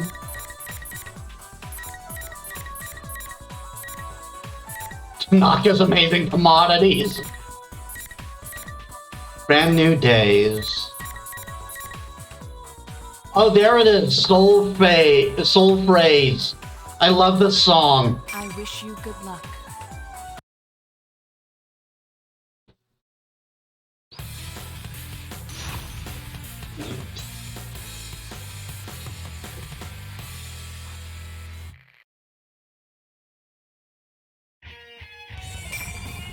Okay, now, we're not going to be here for long. I'm just going to basically do a little practice. But first, basic training options.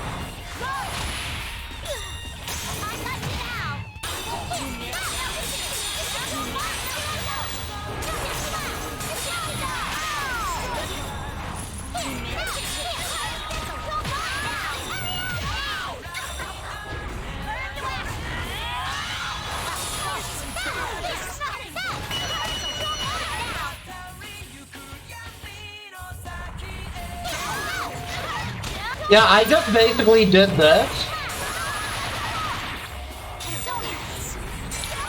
until I won more times than the computer. However, I am we are both kind of cheating a little bit.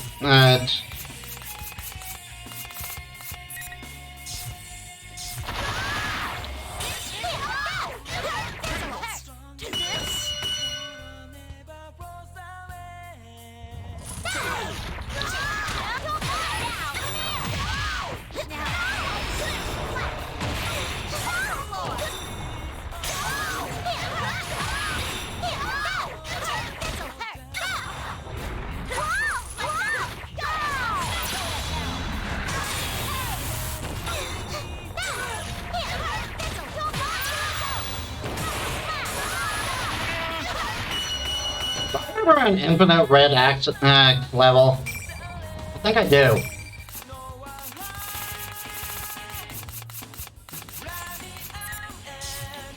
Yes, I did. Sorry.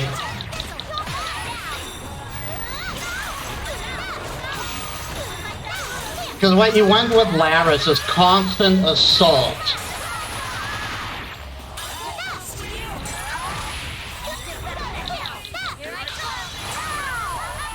Ow.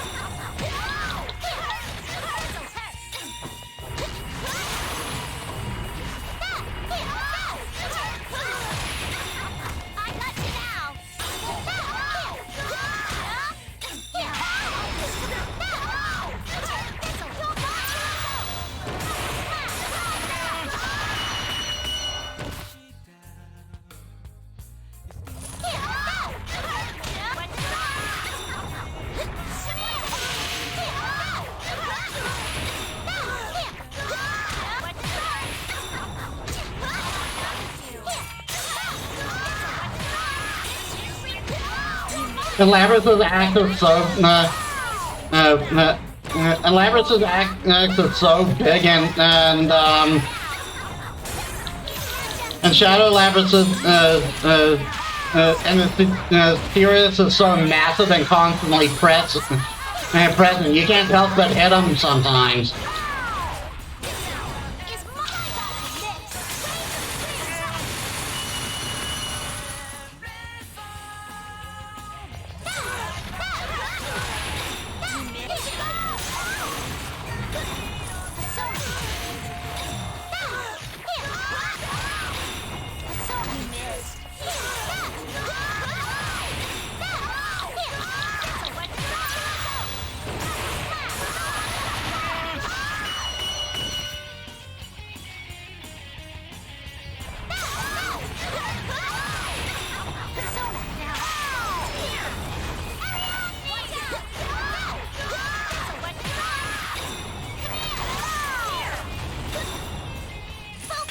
I forgot how to do that.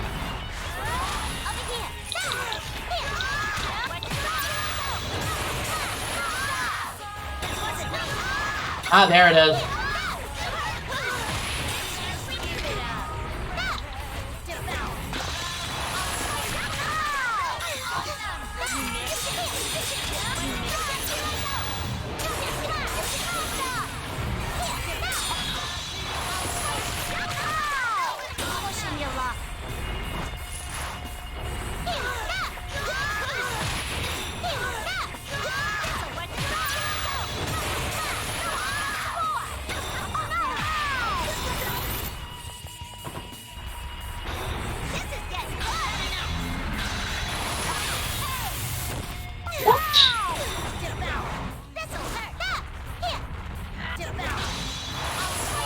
Are you kidding me? I hate that she can do that.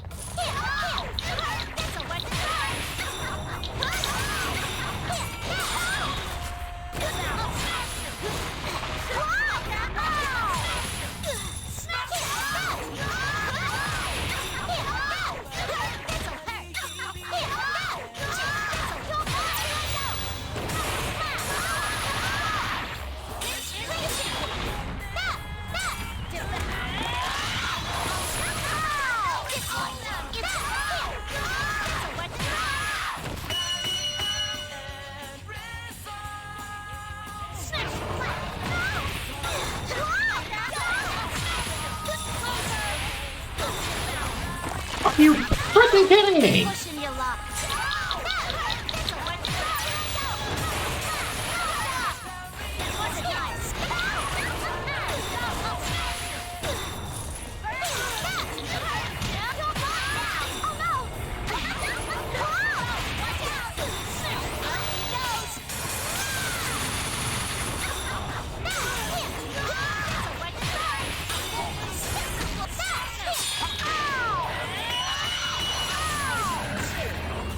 She took away me more than half my health before I even realized it.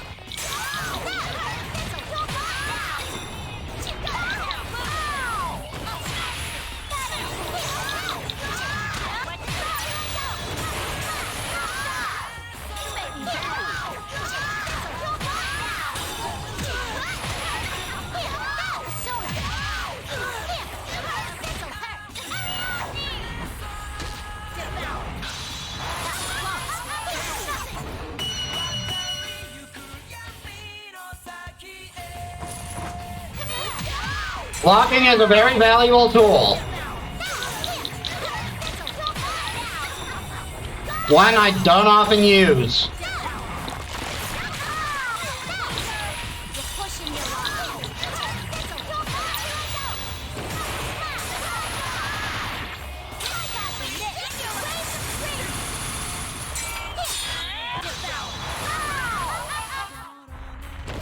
You freaking kidding me?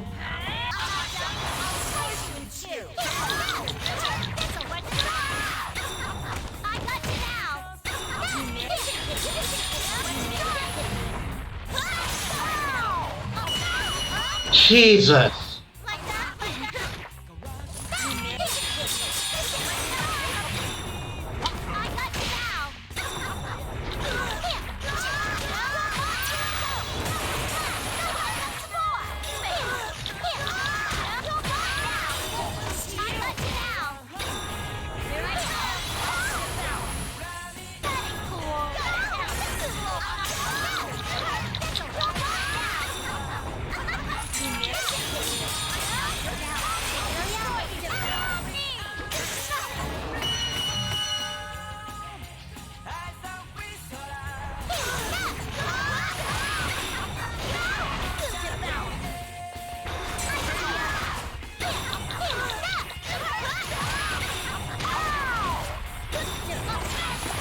Oh, come on!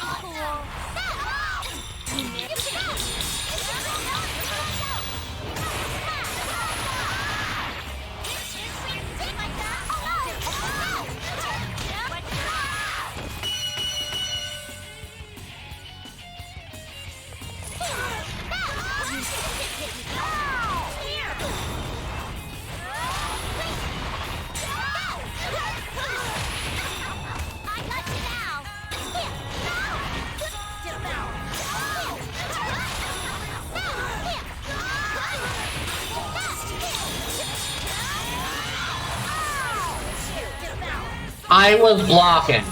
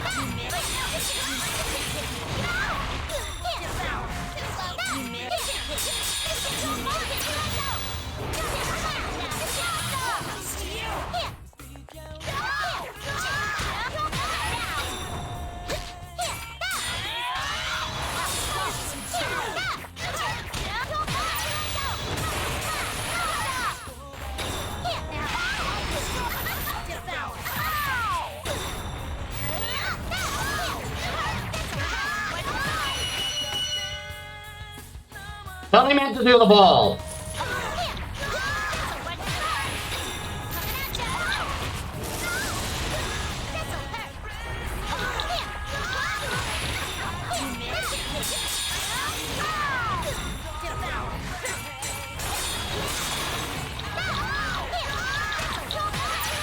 Yes, classes like that tend to happen with training too.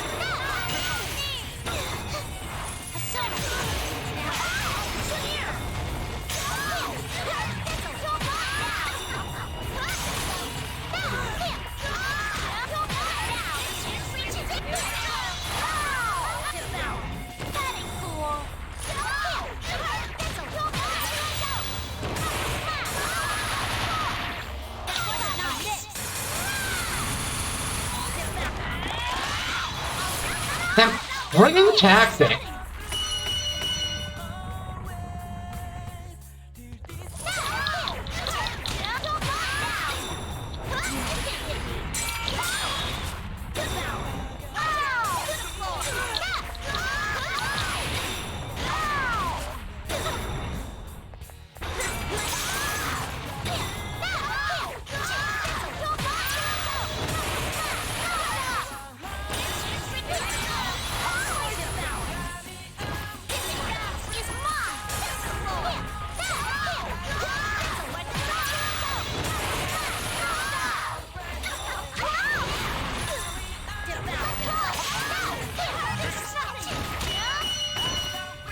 All right, one more. Win or lose.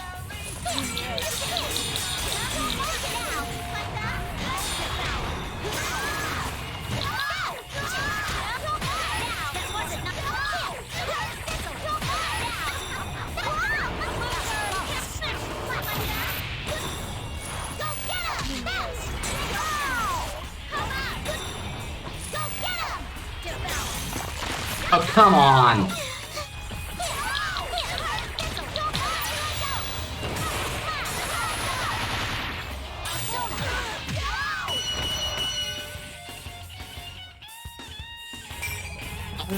No, that does it. That's basically how I train, and I fought the computer on on increasing difficulties to normal until the amount of wins until my wins exceeded hers. That's the basic gist of it. But now we gotta end the stream. And there's no point into rating. No one's rating anyway. Anyway, thank you all so much for watching. I hope you all enjoyed. I'm sorry this was later than usual. No, there's nothing I could do to help that. In any case, if you enjoyed my stuff, please be sure to follow. I stream every weekends. I stream every weekend, and I'm actually considering starting a new stream series on Friday. just trying to get some opinions on that. And anyway, I also have a Discord. Please check me out there. You can also find me on Facebook and on Twitter. Please be sure to check me out there.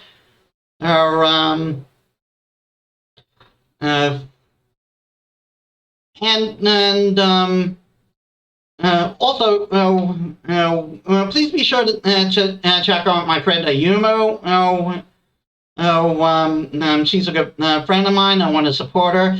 And also, please check out Robin. She recently reached affiliate, and I want to help her out a bit too. In any case, thank you all so much for watching. I'll see you all for the next one. This is Metis Balaska signing out.